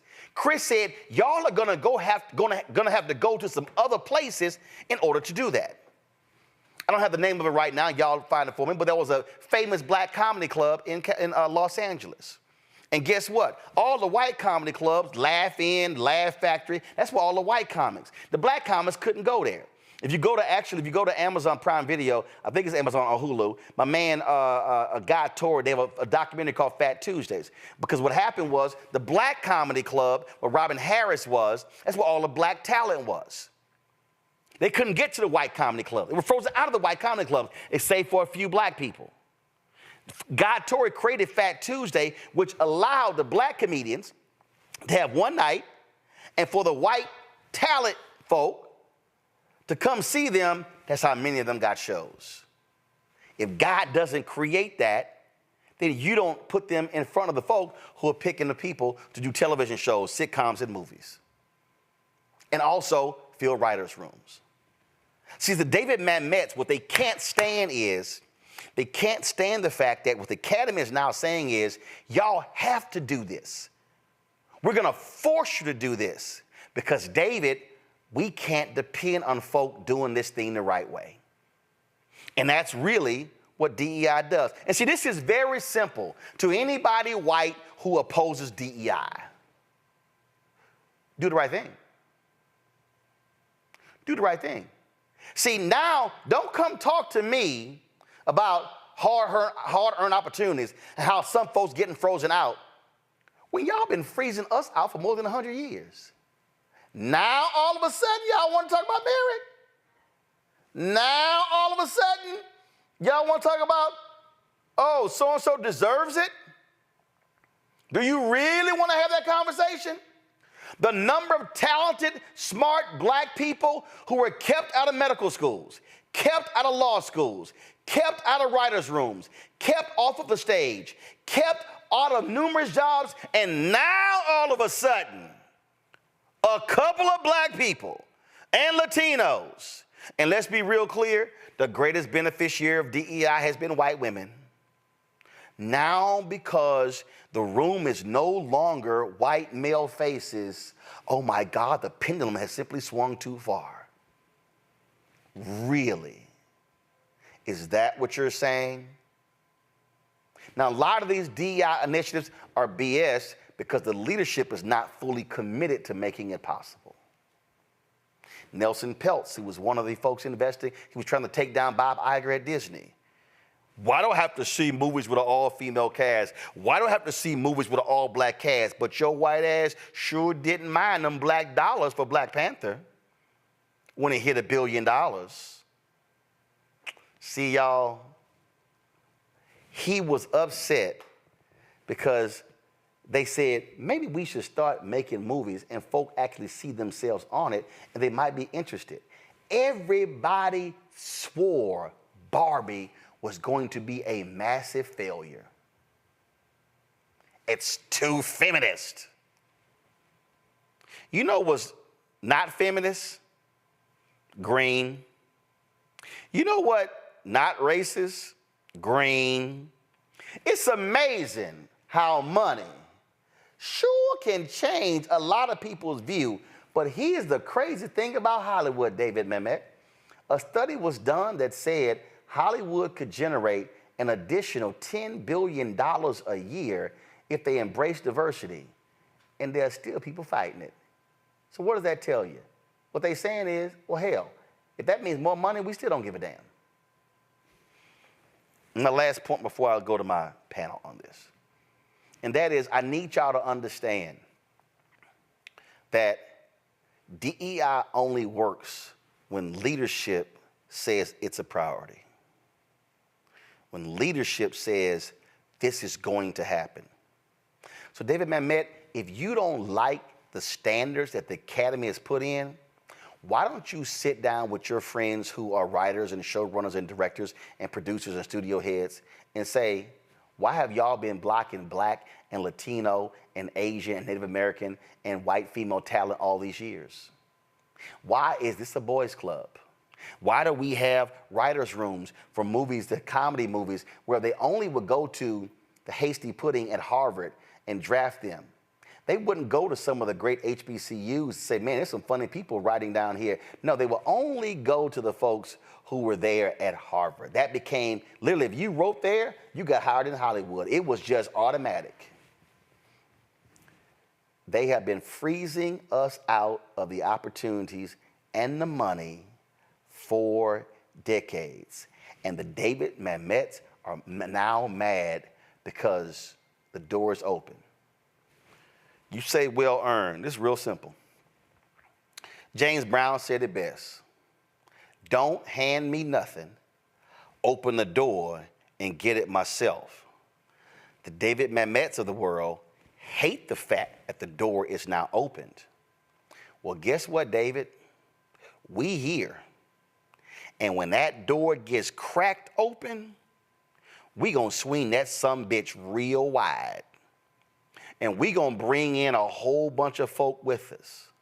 And you know what else, David? We now have access to our own platforms. We don't have to go through the traditional Hollywood film industry. Ask George Lucas when he made Red Tails. George Lucas, Mr. Star Wars, George Lucas, George $4 billion Lucas. He literally went to the big seven, and every single Hollywood studio turned him down because they said Red Tails did not have white heroes. And George Lucas said, but the heroes are the black soldiers. And they said, we need white heroes. And that is why George Lucas invested $60 million of his own money to finish Red Tails. And George Lucas is on the record as saying, I now know for a very small moment what it feels like to be a black director in Hollywood and have the door slammed in front of you because the heroes of your movie are not white, they are black.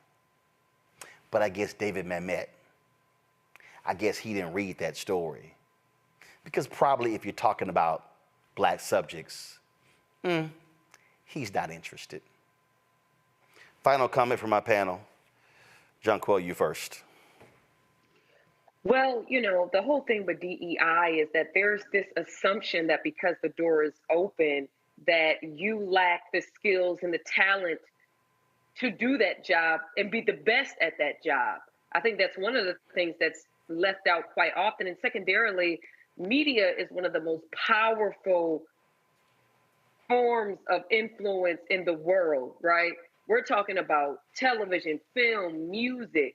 I mean, what is portrayed on television, what we consume on a daily basis affects how we view each other, and it affects how others across the world view us. And it is very important that there is diversity on screen, and that I respectfully disagree with his sentiments about movies don't change people's lives. There are people that there's articles that I have written where music has saved people, movies, television series have saved people.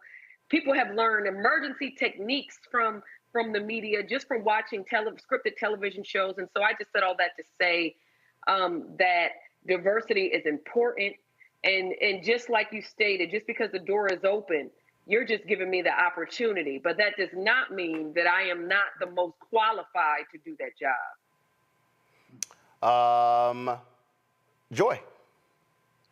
Let me tell you, the door isn't open far enough, but it's open just enough for us to know what to do with people like David.